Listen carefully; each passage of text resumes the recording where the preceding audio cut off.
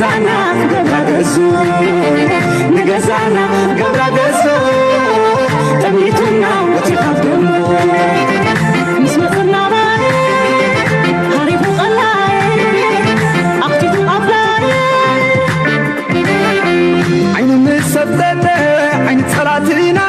قدنا يونمبر ما استزانينا بحبح مسوفر درتنا كدفة دولنا بحبر حوخنا كدفة ولا باش بيزي فتت العدة تفاني ونهو حنت خيس لدي كم تحلو سنتنا يابا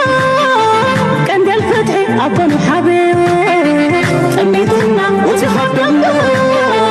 نجزانا قبرقزو عيني حسان عيني تتابعي عيننا نطيرو كتلمت مساي عيني تلمات كيرو قدما كنت مسمصانا سعيدنا صلا دلونات دلونتنا دلونات دلونتنا دلونات دلونات دلونات ذهبنا هلاونات دلونتنا دلونات دلونات دلونات دلونات دلونات ذهبنا هلاونات دلونتنا نديو ما كسفتنا يو خبلنا نديو يو خلنتنا وتروات تنكب وتروات تقال عدم كغوسكيس كاس ماسكا سال وترو دلو دلوات حدا مسرح كنا سكرنا يو عمر كبرات سكمتنا وترو لنا كسكاس كبرتاتنا من غاز نقرنا سدلي بدلو جاتنا زياد دالويو زياد دالويو كبرتاتنا سلو تمالين لومن تمالين الوادينا عقلين قادرين تمالين لومن تمالين الوادينا عقلين قادرين أبسناتنا بطري أبسناتنا منبار دهر حساب نفسار بخارينا التكبار تمالين لومن تمالين الوادينا عقلين قادرين سلام تخطاتلتنا إذا channel كما يتخونوا تبوك تكونوا ناي وتر تمنيتنان بحقنا نيون لومون كم وتروا العلا قداسنا تجلوا وتحستوتات حزنا لكم دبخيلنا لنا كسام موداتنا إذا مدام سانا كتصنحوا بخبرنا عدمكم كم وتروا لايك مقبار شير مقبار يتوغ من حسابكم من بهانات من قدم قداف دما اي تقدف نبلكم سلا تدخلوا تقبروا دقف دما خنا مسكنكم ندلي الو مارستي برتع زباله حد كمزي قلطيف زق اير زلو بوليتيكا ناي زوبانا كنركن فتنينا بو منصرون اب عالمنا اب زوبانا زنقساقس زلو كنتات كنا نبب كنفتنينا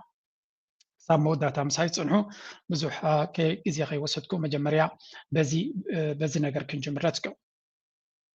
against Trump. Leaders from some of the world's largest powers right now joining forces to take on the White House. And the images are striking. Russia's Vladimir Putin shaking hands and laughing with Chinese President Xi Jinping and India's Prime Minister Modi, at one point even holding hands with Modi. The show of unity in China clearly designed to send a message to Trump and what she calls his, quote, bullying practices. So, كم تريوا زلهم مجمريا عالمنا كمي كم زلا إذا تريوا زلهم ميديا دما ناي أمريكا مينستريم ميديا CNN يو أمونغو حجرات ناي global south أمونغو راشان هندن كم دما راشا هند تشاينا زقبر وزلو زمدنا ويون تزري وزلو سلتات بوغيرم يمزكتات الوزلو أمريكا دما كتعبد قريبا خمسة لا يزنقر زلو ازي زبلو زلو دي كونس بعلو من محدار ناي دونالد ترامب بعلو دونالد ترامب اما خرطون زي صحفوان زبلو زلو كنرينا اذا كان تايزريكا امريكا نغرات كابيدا قلتي في وص كم زلو يردوم الله اتقدم امريكا تفراريهاتكا كل نغر زصمتاكا خوينو دسمعم زنبره اتكوننا تابزنايلو مغزي ان تغاير يمص كم زلو يقداس امريكا ساكت بزربات راي حساباتها تقل زي كونس نهندين تاكت قبرا خم تغيل قرب كتنبولا جميره مالو تعريف 50% أخولا يكونن أمنا هندي أمريكان تاي جيم كتصعد كم تخل حدا كابتم قربا أما خرطنا دونالد ترامب دارقا ما تنقع تاخد ولا تخليغا هيبوا مالو نغط الاسكابزيان اسمعيا very interesting thing to watch نزنا قرمة كتتال دما مس أمريكا شركنت بفلاي دما ዲሞክራሲያዊ ሃገር ኮይንካ ምስ ኣሜሪካ ሽርክነት ጌርካ ፀኒሕካ ካብ ክትወፅእ ተጀሚርካ እንታይ ካርድታት ከም ዝጥቀሙ ንኽትፈልጡ ክሕግዘና እዩ ንኽንፈልጥ ክሕግዘና እዩ The trio is notably about to be joined by another U.S. adversary, North Korea's Kim Jong-un. This is a picture of him in his bulletproof train, reportedly just now crossing into China. Kim steps onto the world stage fresh off a tour of his country's newest missile factory, one that North Korea claims is a cornerstone of its military expansion. A military that, according to Ukraine, is on the verge of sending up to 30,000 troops to Eastern Europe to provide Russia with more manpower. And as Trump watches these world leaders gather without him, he is lashing out at one. India's Narendra Modi. ሕጂ እንታይ እዩ ዝበሃል ዘሎ ኣብዚ ኣብ ቻይና ዝግበር ዘሎ ቻይና ንኣሜሪካ ከምኡ ድማ ነቲ ኣሜሪካ ትመርሖ ዓለም ንጹር ዝኾነ ቻለንጅ ወይ ብድሆ ፈጢራትሎም ኣላ እዚ ድማ ንቻይና ቀርቂርካ በይና ኣነፂልካ ንበይና ገጢምካ ክትስዕረሉ ትኽእል መንገዲ ኣብ ጥበብ ኣብ ተናድየሉ ዘላ ኣሜሪካ ግደፍ ንቻይና ንበይና ከተነፅል ሃገራት ናብ ቻይና ከመይለን ይወድቃ ከመይለን ይፅጋዓ ከም ዘለዋ ከመይለን ምስ ቻይና ኮንፊደንስ ይስምዐን ከም ዘሎ ኣሜሪካ ድማ ምስ ቻይና ዝወዳደር ዕድላት ክትፈጥር ኣይትኽእልን እያ ንውድድር እንታይ ክትገብር ትኽእል ምፍርራህ ከምኡ ድማ ወታደራዊ ፖለቲካዊ ጥበባት ተጠቂማ ንሃገራት ብምፍንጣሕ ወይ እውን ሓደጋ ብምፍጣር እተን ኣብ ዙርያ ቻይና ዝኾና ዘለዋ ካልእ ፀገም ብምፍጣር እያ ክትመልሰን ትኽእል እምበር ዝኾነ ይኹን ምስ ናይ ቻይና ክትቅርቦ ትኽእል ዕድላት ተወዳዳሪ ዕድላት ንክትቅርብ ኣብ ዘይትኽእለሉ ደረጃ ኣላ ንሓን መጀመርያ ናብ ህንድ ኣተኪሩ ዶናልድ ትራምፕ ዝበሎ ስምዕዎ ኣብዚ ናይ ህንድ ግብረ መልሲ ድማ ክንርኢ Writing online that America's relationship with India has been a, quote, totally one-sided disaster. And yet the one leader who is ኣብዚ ትሪእዎ ዘለኹም እዚ ኣብ ኤክስ ንዊዕ ዝኾነ ፅሑፍ ይፅሒፉ ዶናልድ ትራምፕ መጀመርያ what few people understand is that we do very little business with India እንታይ ዝብል ዘሎ ዶናልድ ትራምፕ ብዛዕባ ህንዲ ዘይፈልጥዎ ኣለዎ ብዙሓት ምስ ህንዲ ዘለና ዝምድና ድሩት እዩ ካብቲ ዝግበር ናይ ቢዝነስ ሽርክነት ድማ ህንድያ ትረብሓሉ እምበር ንሕና ንረብሓሉን ኢና ስለዚ ኣነ 50% ታሪፍ ኣብ ልዕሊ ህንዲ ክገብር ከለኹ ነቲ ዘሎ ሓጓፍ ንምትዕርራይ ዝገብሮ ዘለኹ እየ ሕጂ ንሱ ዝብል ዘሎ ሲ እቲ ዝገበርኩ ኣነ ትኽክል እዩ ህንዲ ጎሲማቶ ክትከይድ ኣለዋ ከም ኤሮጳ ውሒጣቶ ትም ክትብል ኣለዋ እዩ ዘመላኽት እምበር ንሕና ዝገበርናዮ ህንዲ ተቐቢሎም ምሳና ከምቲ ንሕና እንደልዮ ክኸዱ ኣለዎም ንዝብል ህንዲ ክትቅበሎ ድያ ይትቕበሎን ኣብ ግምት ዘእተወ ኣይኮነን ብኻልእ ኣዘራርባ ኣነ ዝገበርኮ ትኽክል እዩ ንድሕሪት ገፀይ ዝጥምተሉ ምክንያት የብለይን ብምባል ኣብ መወዳእታ ንህንዲ ዝኾነ ይኹን ሕገታት ክገብረላ ከም ዘይኮነ እዩ ዝነግር ዘሎ ብኻልእ ኣዘራርባ ህንዲ በዚ ትኸድዎ ዘለኹም ቦጌርኩም ህልም በሉ ዝዓይነት እዩ መብዛሕቶም ኣብ ኣሜሪካ ዘሎ ፖለቲካል ሰርክልስ እዚ ዶናልድ ትራምፕ ዝገብሮን ዝብሎን ዘሎ ቀደም ኣፉ ይትስምዑ ተግባራትኩም ይኮነን ኢሎም እዮም ከማኽንዩሉ ይፍትኑ ነይሮም ሕጂ ግን ኣፉ ብቃላቱ ዝፅሕፎ ዘሎን ዝዛረቦ ዘሎ ከምኡ ድማ ብተግባራቱ ብታሪፍን ብካልን ዝወስኖ ዘሎ ንህንዲ ዝኾነ ይኹን ቦታ የብሉን ወይ ተንበርኪኽኪ ብርከይ ስዕምኪ ኣነ ዝበልኩ ክጌርክም ሳይ ክትቅፅልለኪ ግን ወላ ሓንቲ ትፀበዩ ካባና እንተዘየለ ድማ ባዕልኩም ትፈልጡ ኢሉ ፀኒሑ ድማ ምልስ ኢሉ ከመይ ጌርኩም ትኸዱ ሕጂ ሓደ መሻርክቲ ናይ ኣሜሪካ ነይሩ ኣሜሪካ ገዲፋትኒ ኢሉ ካልእ ዕድላት ክቃወም ተጀሚሩ እንታይ ከም ዘጋጥም ድማ ብዝራዩ Official drafts, joint statements, bilateral meetings, like any major summit, the SCO gave us all of it. But it also gave us something far more entertaining. Real-time diplomacy caught on camera. When leaders came, they greeted, they walked, they laughed, and social media took notes. So here are some of the top viral moments from the Tianjin summit. Number one on our list, the huddle of the day. Indian Prime Minister Narendra Modi, Russian President. اوكي زيتي فايرال كيد زلو يصنع لا خرينا تي فايرال مومنتس كابت كونفرنس معربا عالم زياده اغالبون ياتك سحب زخاله سئلتات كم زتبلو زلا نابنت زي ثلاث يوم راح بعد بحاله تاكيبهم ززارربو زلو ابستفلال يغاطامي استرايه كونتات زي انتاي يكسع كندزي انترستين زخونه چات نخغبرو زغبروم زلو ابتن احنا دينريو بدحر كاميرا زغبر زلو ركبات كي اخلومسي ان كل يقدم كاميرا ኣብትናይ ፕሮቶኮል ግዜ በቦታ ሒዝካ ተሳኢልካ ትእለየሉ ቦታ ከምዚ ዝኣመሰለ ምቅርራብ ንምዕራባውያን ብፍላይ ንኣሜሪካ ዘቆጥዕ ተግባራት ይርዩኩም ዘለውን እዚ ስእልታት እዚ ድማ ካብ ኣሽሓት ቃላት ንላዕለ ይገላፁ እዩ ዝብልዎ ዘለው ንብዙሓት ሃገራት ኣገሪሙ ኣሎ ስለዚ ተርጉሙልና ንዑ ተባሂሎም ኣብ ብዙሕ ኣጋጣሚ ከምዚ ኢሎም ክዕልሉ ርዮሞም ኣለው ነዚ ሞሜንት እዚ ድማ ምዕራባዊ ዓለም ሸለል ኢሉ ክሓልፎ ኣይከኣለን እታ ቀንዲ ኣገዳሲት ግን ኣብ ናይ ህንዲ ክምለስ ኢና which is here. Give me a second.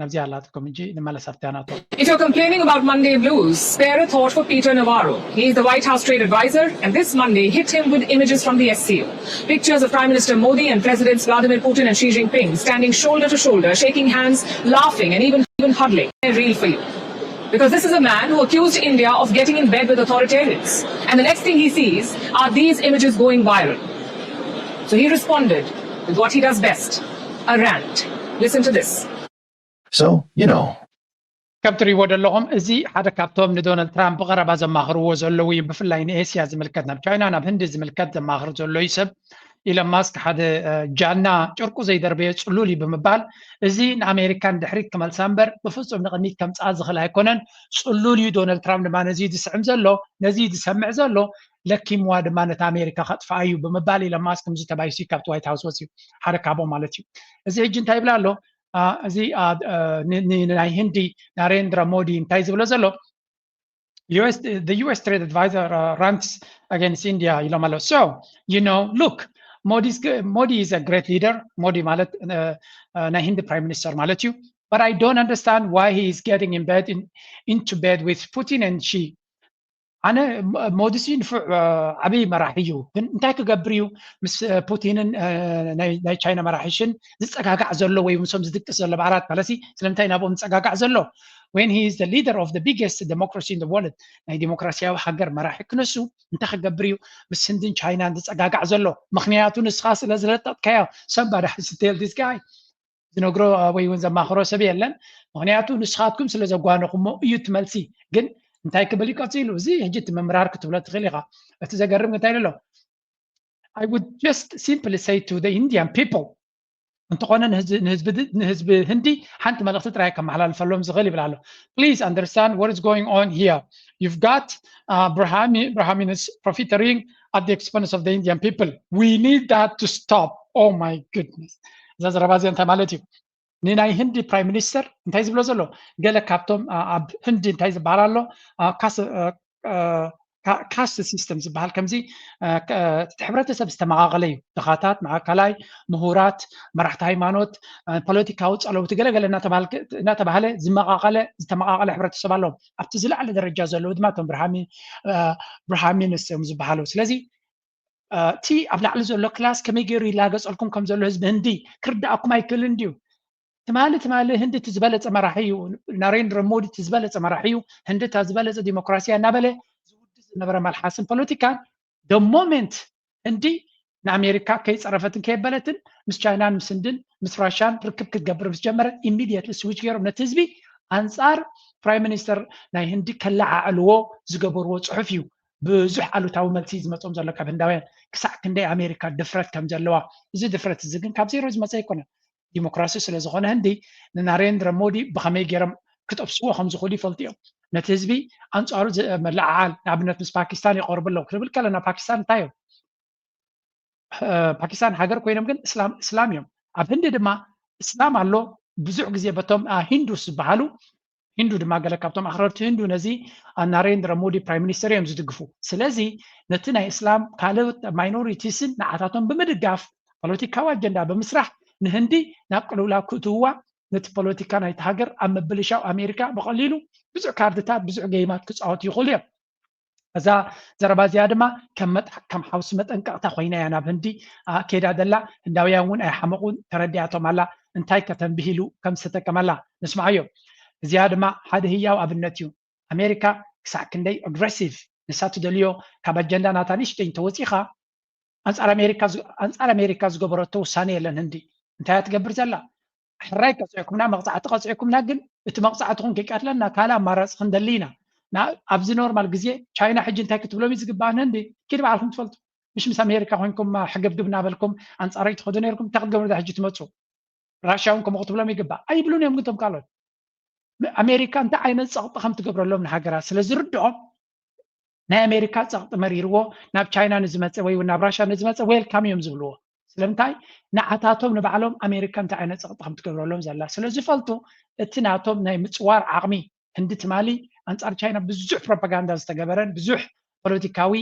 ድራማታት ትፈጥር ዝነበረት እያ ሎሚ ግን እቲ በትሪ እታ ኩርማጅ ናይ ዶናልድ ትራምፕ ስለ ዝመፀቶም ናብ ናብ ቻይና ከይዱ ምስ ቻይና ርክብ ገብራሎ ምስ ራሽያ ርክብ ገብራሎ ወላ እውን ኣብ መንጎ ፓኪስታንን ኣነ ነግረኩም ኣለኹ ኣብ መንጎ ፓኪስታንን ህንድን ዘሎ ርክብ ቻይና ክትፈትሐ ሕጂ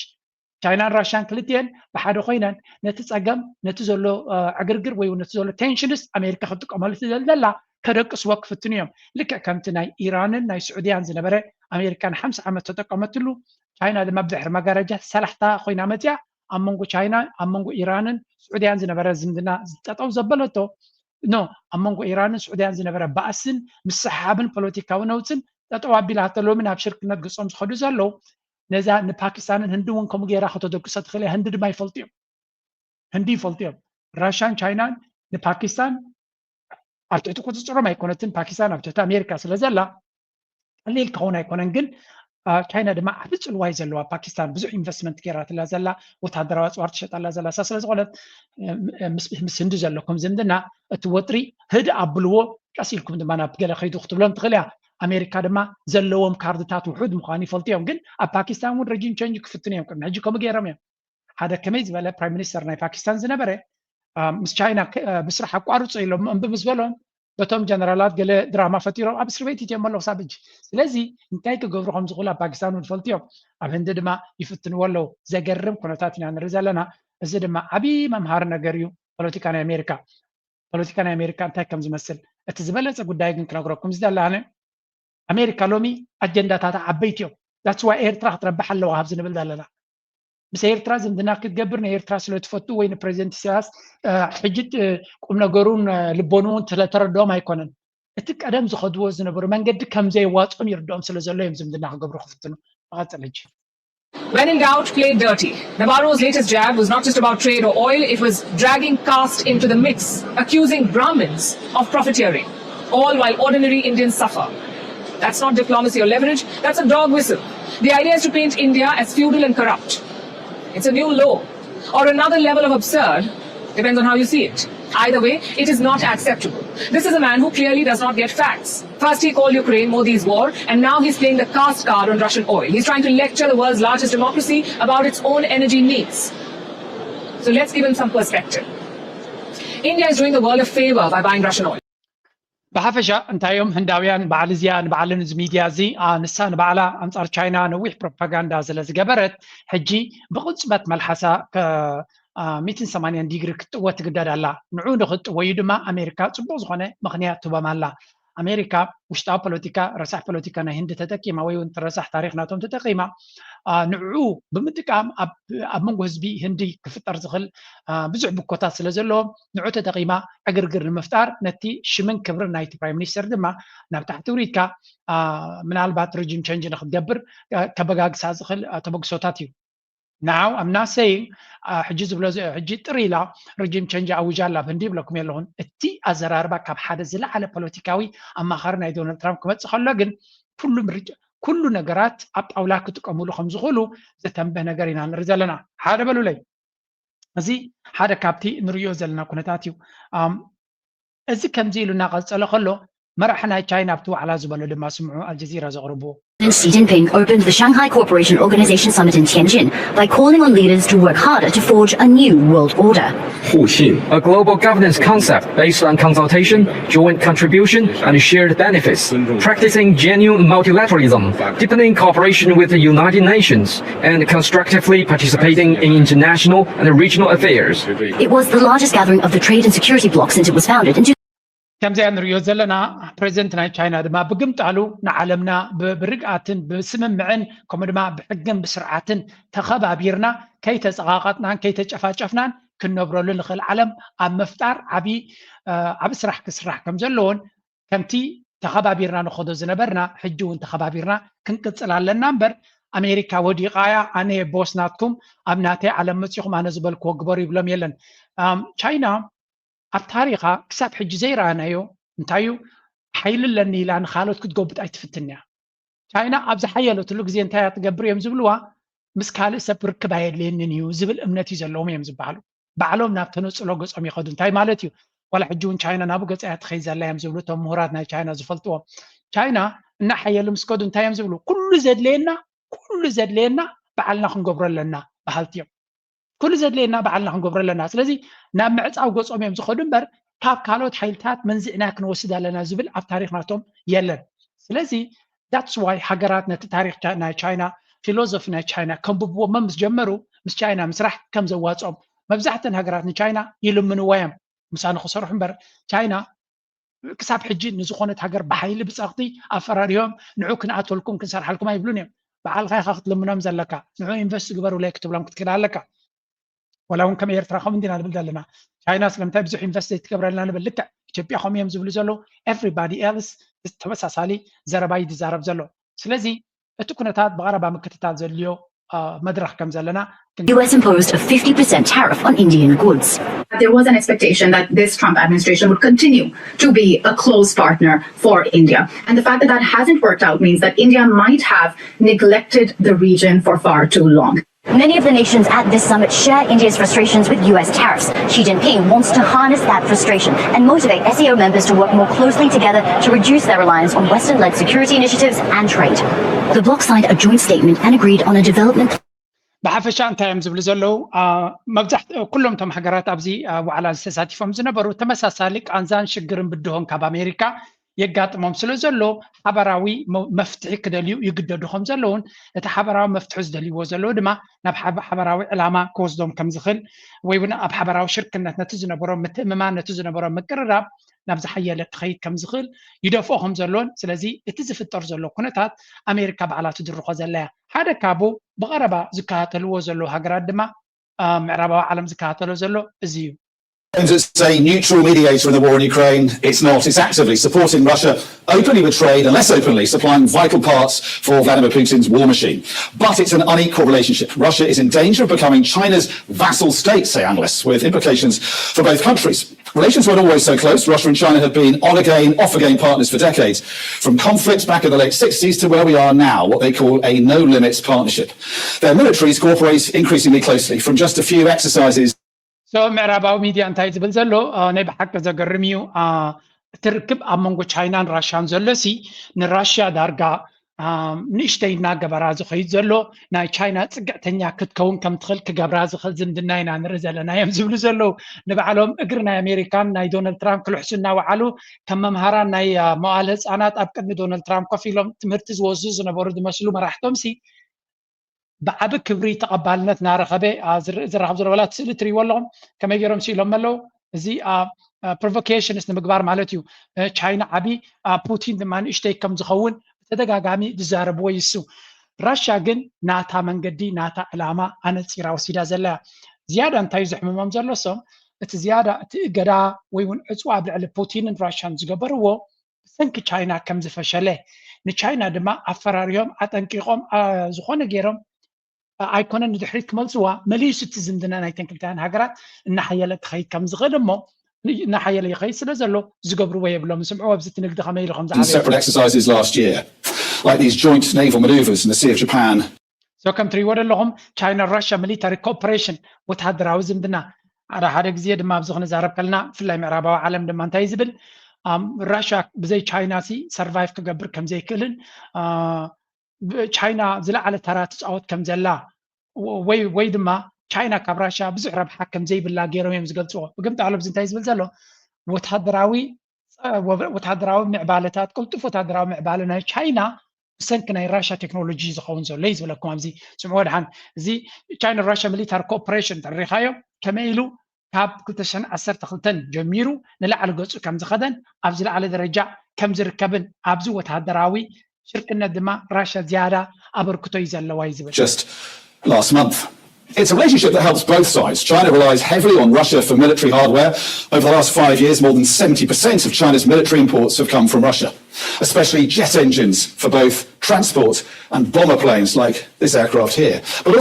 ንኣብነት እንታይ ዝብል ዘሎ 700 ናይ ወታደራዊ ኢምፖርትስ ወታደራዊ ናፅዋር ወታደራዊ ዕላማ ዝውዕል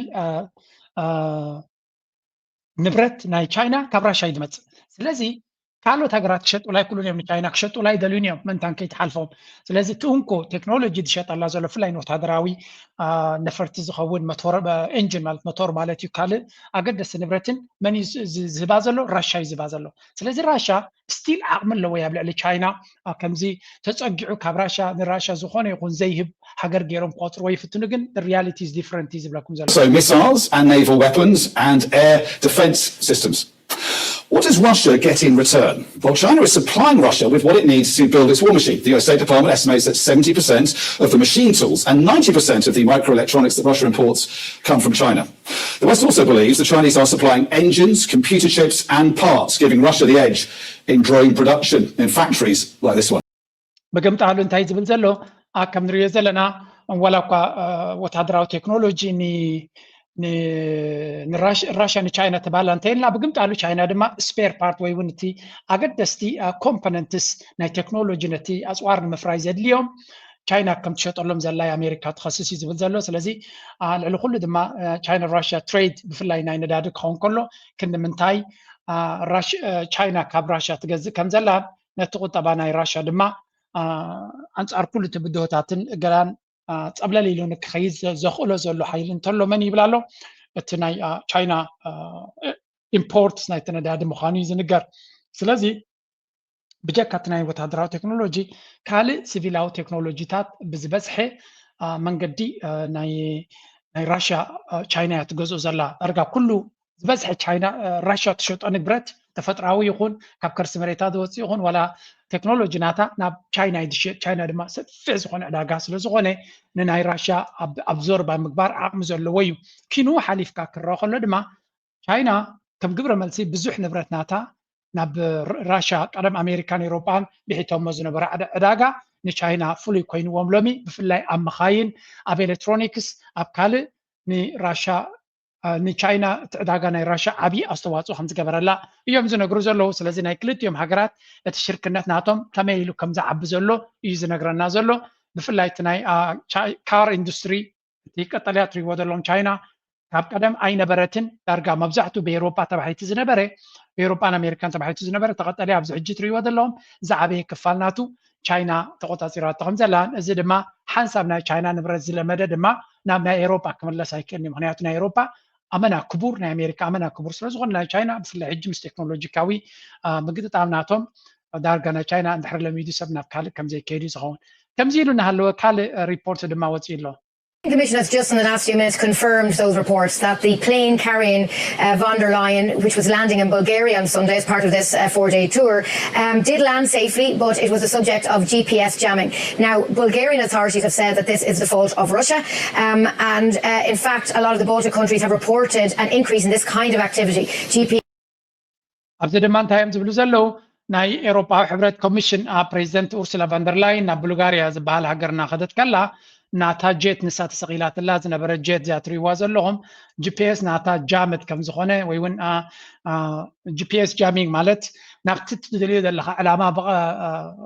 እቲ ጂፒኤስ ናትካ ናብኡ ከይወስደካ ናብ ካልእ ቦታ ክወስደካ ከም ዝኽእል ክትገብሮ ምኽኣል ማለት እዩ ስለዚ ነቲ ጂፒኤስ ናይዛ ነፋሪት መጥቃዕቲ ከም ዘጋጠሞ እዮም ዝነግሩ ዘለዉ ኣብተን ምብራቅ ኤውሮጳ ዘለዋ ሃገራት ብዙሕ ናይ ጂፒኤስ ጃሚንግ ከም ዘጋጥም ዘለዎን እዚ ድማ again among Russian American ዘሎ among Russian European ዘሎ ኩነታት መመሊሱ እናተጓሃረ ዝኸይድ ዘሎ እምበር እናዝሓለን እናዓረፈን ዝኸይድ ዘሎ ኩነታት ንርኢ ኣለና ዝበሃል ዘሎ በዚ ኮይኑ በቲ እዚ እውን ነብሱ ዝኻለ ምንቅስቃሳት ናይ ረስኒ ዘሎ ምንቅስቃሳት ንዕዘብን ንርአና ኣለና ማለት እዩ ኦኬ ኩሉ ሓንቲ ኣብዚኣ ክውስኸልኩም እዚኣ ሪፖርት እዚኣ ድማ ኩሉ ግዜ ኣተሓሒዘ ክገድፋ ዝደልየ ምክንያቱ ኣገዳሲ ስለ ዝኾነት Only 10 out of 535 members of Congress refuse AIPAC money, which means that they put Israel's interests before you, America. 535, only 10. And that's why Palestinians can get slaughtered without anyone doing anything about it, because everyone's been bought. America, you're behind Israel in the pecking order. Wow. 10 out of 500 እዚኣ ዘረባ እዚኣ ፅቡቅ ጌርኩም ዘክርዋ ኣሜሪካ ዲሞክራሲ ባይቶናታ ድማ ብህዝቢ ዝተመረፀ ይክበሃል ከሎ ካብ 535 ኣባላት ናይ ኮንግረስ ናይ ኣሜሪካ 10 ሰባት ጥራይ በቲ ናይ እስራኤል ሎቢ ኤይፓክ ዝበሃል ኣይተኸፍሉን 10 ሰባት ብኻልእ ኣዘራርባ ካብዞም 525 ኣባላት ናይቲ ኮንግረስ እንኳን ናይ ፕሬዚደንት ናቶም ማለት እዩ ምክትሉ ኩሎም ብናይ እስራኤል ገንዘብ ናብ ስልጣን ዝመፁ እዮም ብኻልእ ኣዘራርባ ናይ እስራኤል ረብሓ እምበር ናይ ኣሜሪካ ረብሓ ኣቐዲሞም ክሰርሑ ከቢድ ይንዖም ምክንያቱ ኣብ ፖለቲካ ናይ ኤውሮፓ ኣብ ፖለቲካ ናይ ኣሜሪካ እቲ ገንዘብ ዝህብ ቀዳምነት ረብሓናቱ ኢኻ እቶም ፖለቲከኛታት ረብሓናቱ ንክገብሩ ሕራይ ምስ በሉ ገንዘብ ዝቦ ስለዚ ኤይፓክ ገንዘብ ክበካ እንተኮይኑ መጀመርያ ናይ ኤይፓክ ኣጀንዳ ከሳልጥ ሕራይ ምስ በልካዮም ደንድሕርዩ ገለገለ ሰብ ኣሎ ሕጂ ሕራይ ኢሎም ድሓር ስልጣን ምስ ሓዙ ዘይኣብዩ ክትብለን ትኽእል ኢኻ ኖ ጌም ኣለዎ ምናልባት እዛ ብዙሕ ካብ ካልእ ግዜ ክንገብሮ ኢና ሕራይ ክትብል ከለኻ ገለ ነገር ይሕዙልካ ገለ ነገር ናትካ እምብን ድሕሪ ኢልካ ናብ ሓደጋ ክትወካ ዝኽእል ቪድዮ ድዩ ስእሊ ድዩ ገለ ዶኩመንት ክሕዙልካ ኣሎ ገለ ነገር ሕማቕ ክሕዙልካ ክኽእሉ ኣለዎም እንተዘየለ ቀሺሽካዮም ፅባሕ ንጓ አንፃሮም ክትከይ ስለ ትኽእል ገለ ነገር ይሕዙሎም ንገሊኦም ሕማቕ ኣፀያፍ ነገር ዝገበርዎ ወይ ገለ ክገብሩ ከሎ ወይ ኣብ ገለ ቦታ ይወስድዎም ኣብኡ ምስ ደቂ ኣንስትዮ ድዩ ምስ ገለ ክራኸቡ ከሎ ኣብታ ፎልት ናቶም ሕማቕ ነገር ይሕዙሎም እንድሕሪ ሓሳቦም ቀይሮም ድማ በታ ሕማቕ ገይሮም ካብቲ ፖለቲካ ዕላማ ናቶም ከም ዝጓሓፍ ይገብሮም ስለዚ ኣብ ፖለቲካ ናይ ኣሜሪካ እስራኤል መወዳድርቲ ዘይብሉ ቁፅፅር ከም ዘለዋ እዮም ዝዛረቡ ዘለዉ ዶናልድ ትራምፕ እስራኤል ዝበለቶ ግበሩ ካልኦት እስራኤል ዝበለቶ ግበር እንድሕሪ ኢሎም ካብ ምንታይ ተበጊሶም ምዃኑ እዮም ዝነግሩኹም ዘለዉ ኣሜሪካውያን ባዕሎም ኣሚን እዚ ተሓኪዩ ነዚ እንተሰማዕካ እቲ ዝበለፀ እዩ ካብ ወፃኢ ግን እዚ ንትን ክንብል ኣይንኽእል ኢና ሕጂ ናብቲ ናይ ዞባና ክንሰግር ክንፍት In Addis Ababa, Ethiopia's quest for Red Sea access is framed as a matter of national survival. Prime Minister Abiy Ahmed insists Ethiopia cannot remain landlocked and is prepared to secure a port, by diplomacy or force. This stance has fueled nationalism at home and alarmed neighbors, especially Eritrea. Ethiopia has matched Eritrea's military build-up along the border. Addis Ababa accuses Eritrea of plotting with TPLF hardliners and other armed groups for a rainy season offensive. The government uses this narrative to justify its own mobilization and rally the public, even as internal divisions and economic woes mount. Ethiopia's military is weakened from the Tigray war and faces መቸም ካብዚ ኣብ ጎረቤትና ሃገር ዝወፅእ ዘሎ ፕሮፓጋንዳ ንግሆም ምሸትን ዳርጋ ከፅምሙና እዮም ደልዮም ክንብል ንኽእል ኢና ኣብዪ ኣሕመድ ድማ ሓደ ካብቲ ቀዳማይ ነቲ ፕሮፓጋንዳ ኣንጻር ኤርትራ ወይ እውን ኣብ ዝተፈላለየ ኣጋጣሚ ዝኾነ ይኹን ዕድል እንተረኺቡ ጉዳይ ናይ ቀይ ባሕሪ ከይደርበዮ ወይ እውን ከይተንከፎ ወይ እውን ነዳዲ ከይወስኸሉ ክኸይድ ኣይክእልን እዩ ሂዝ ሌተስት ሙቭ ካብቲ ቀፃሊ ንሪኦ ዘለና ንከታተሎ ዘለና እንድሕሪ ርኢና ድማ ኣብ ሓደ ኢንተርቪው ገይሩ ኣሎ ዋላ ደረጃ ከዛሬ ጀምሮ ይህ ግድብ በተሟላ ደረጃ አልቆ ስራ ከጀመረበት ከዛሬ ጀምሮ የኢትዮጵያ ጂኦፖለቲክስ ኩስመና ታሪክ አበቃ ማለት ነው። የኢትዮጵያ ጂኦፖለቲክስ ቁመና ተሻሻለ ማለት ነው፣ አደገ ማለት ነው። ይሄ የተሰመረበት ሀቅ ነው። በሁለት ሶስት ምክንያት ላስረዳ እችላለሁ። አንደኛው ለኢትዮጵያ ትልቁ መከራ፣ ትልቁ ችግር፣ ትልቁ ፈተና እስካሁን ባለፈችበት ዘመናት ሁሉ ትልቁ ፈተና አባይ ነው። ሕጂ እንታይ ዝብል ዘሎ ድሕሪ ኣባይ ምውድኡሲ ናይ ጂኦፖለቲካዊ ፈተናታት ናይ ኢትዮጵያ ተወዲኦም ማለት እዮም። እዚ ማለት ድማ ኢትዮጵያ እንታይ ዓይነት ኮንፊደንስ ክገብር ዝደሊ ዘሎ ድሕሪ ሕጂ ፀገምና ፎኪስ ክኸውን እዩ ዝብሎም ዘሎ። መጀመርያ እቲ ኣባይ ክውዳእ እዩ ካብ ዝብል ዓመት ገይሩ ኣሎ ኦልሬዲ። ብኻልእ ዘረባ እቲ ፖለቲካዊ ዘረባ እንተዘይኮይኑ እምበር እቲ ናይ ህንፃ ጉዳይ ምውድኡን ዘይምውድኡን ዝቕይሮ ነገር የብሉን። ብኻልእ ዘረባ ኣባይ ወዲእኻዮ ማለት እቲ ፖለቲካዊ ነውፂ ይቕየር ማለት ኣይኮነን። ንስኻ ኣባይ ወዲእኻዮ ኣመሪቕካዮ ሰዋት ግብፂ ስቲል እቲ ፀገም ኣለኒ ምባል ኣይክተርፍን እዩ። ሱዳን እቲ ፀገም ኣለኒ ናይ ማይ ፀገም የጋጥመንሎ ምባል ኣይክተርፍን እዩ። ምክንያቱ ዲጋ ስለ ዝወዳኻዮ ዝቕየር ነገር የለን። ብኻልእ ዘረባ ብግምጣሉ ድማ እንታይ ዝብል ዘሎ ኩሉ እቲ ፀገም ናትና ናይ ጂኦፖለቲክስ ካብ ከባቢ ዝመፀና ዘሎ በዚ ምክንያት ናይ ኣባይ ዝበሃል ሰበብ እዩ ዝመፀና ዘሎ እዩ ዝብል ዘሎ። እዚ እንታይ ማለት ንኽብል ኢሉ እዩ ናይ ፋኖ ይኹን ናይ ሸነ ይኹን ናይ ተጋሩ ይኹን ናይ ካልኦት ኣብ ቤንሻንጉል ዝገብሩ ዘለዉ ኣብ ጋምቤላ ዝንቀሳቀሱ ዘለዉ ኣብ ክልል ዓፋር ዝግበር ዘሎ ኣብ ክልል ሶማል ክግበር ዝሕሰብ ዘሎ ሶማል ናጽነት ክልል ሶማል ተወጋደን ናጽ ሃገር ክኾን ኣሎ ዝብል ምንቅስቓስ ኩሉ እዚታት ብሰንኪ እዚ ናይ ኣባይ ግድብ ዝተበገሰ እዩ ንሱ እዩ ከምኡ ዝገብሮ ዝነበረ እዩ ዝብል ዘሎ ብናይ መንገዲ ኢኻ ከተተሓሕዞ ትኽእል እንታይ ንምባል እዩ እጂ ኩሎም እቶም ዝቃወሙኑ ዘለው ነዚ ኣባይ ግድብ ንኸይንውድኡ ኢሎም ፈተናታት ንክኾኑና እሞ ኣብ ክልል ሶማልን ኣብ ክልል ዓፋርን ብምግባር ይቃወሙና ነይሮም ብምባል ክዛረብ እዩ ዝፍትን ዘሎ ካልእ ዘራርባ እቶም ጸላእቱ ንሱ ዝብሎም ዘሎ ኣብ ውሽጢ ዓዱ ዘለው እዮም ነቲ ዲጋ እናገበረ ከሎ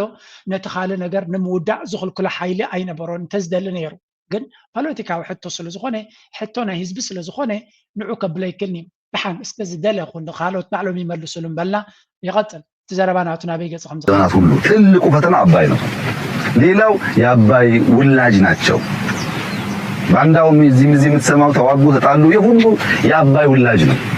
ዋናው የኢትዮጵያ ችግር የችግሮች ሁሉ እናትና ባለቤት አባይ ነው የነበረው። ኢትዮጵያ የችግሮች ሁሉ ትልቁን ፈታች ማለት ትንንሾቹ ምንም ናቸው ማለት። ለምሳሌ አባይ 1000 ዓመት አሁን የሚሰጠውን አገልግሎት እንዲሰጥ ማድረግ አልቻለም። ቀይ ባህር እኮ 30 ዓመት ነበርኛች። ቀይ ባህር 30 ዓመት ነው። የትናንትና ታሪክ ነው። የተፈጠረው ስህተት ትናንትና ነው። ነገ ይታረማል። ብዙ ከባድ ነው። ይሄ ዓመት ነው። ሪወሎም ታይብላሎ እዚ ሰብ እዚ ጥዕና ዘለዎ ሰብ ኣይኮነን እቲ ጥዕና ዘለዎ ዘይምህላው ድማ እንታይ ይዛረባሎ እንታይ ኣይዛረብን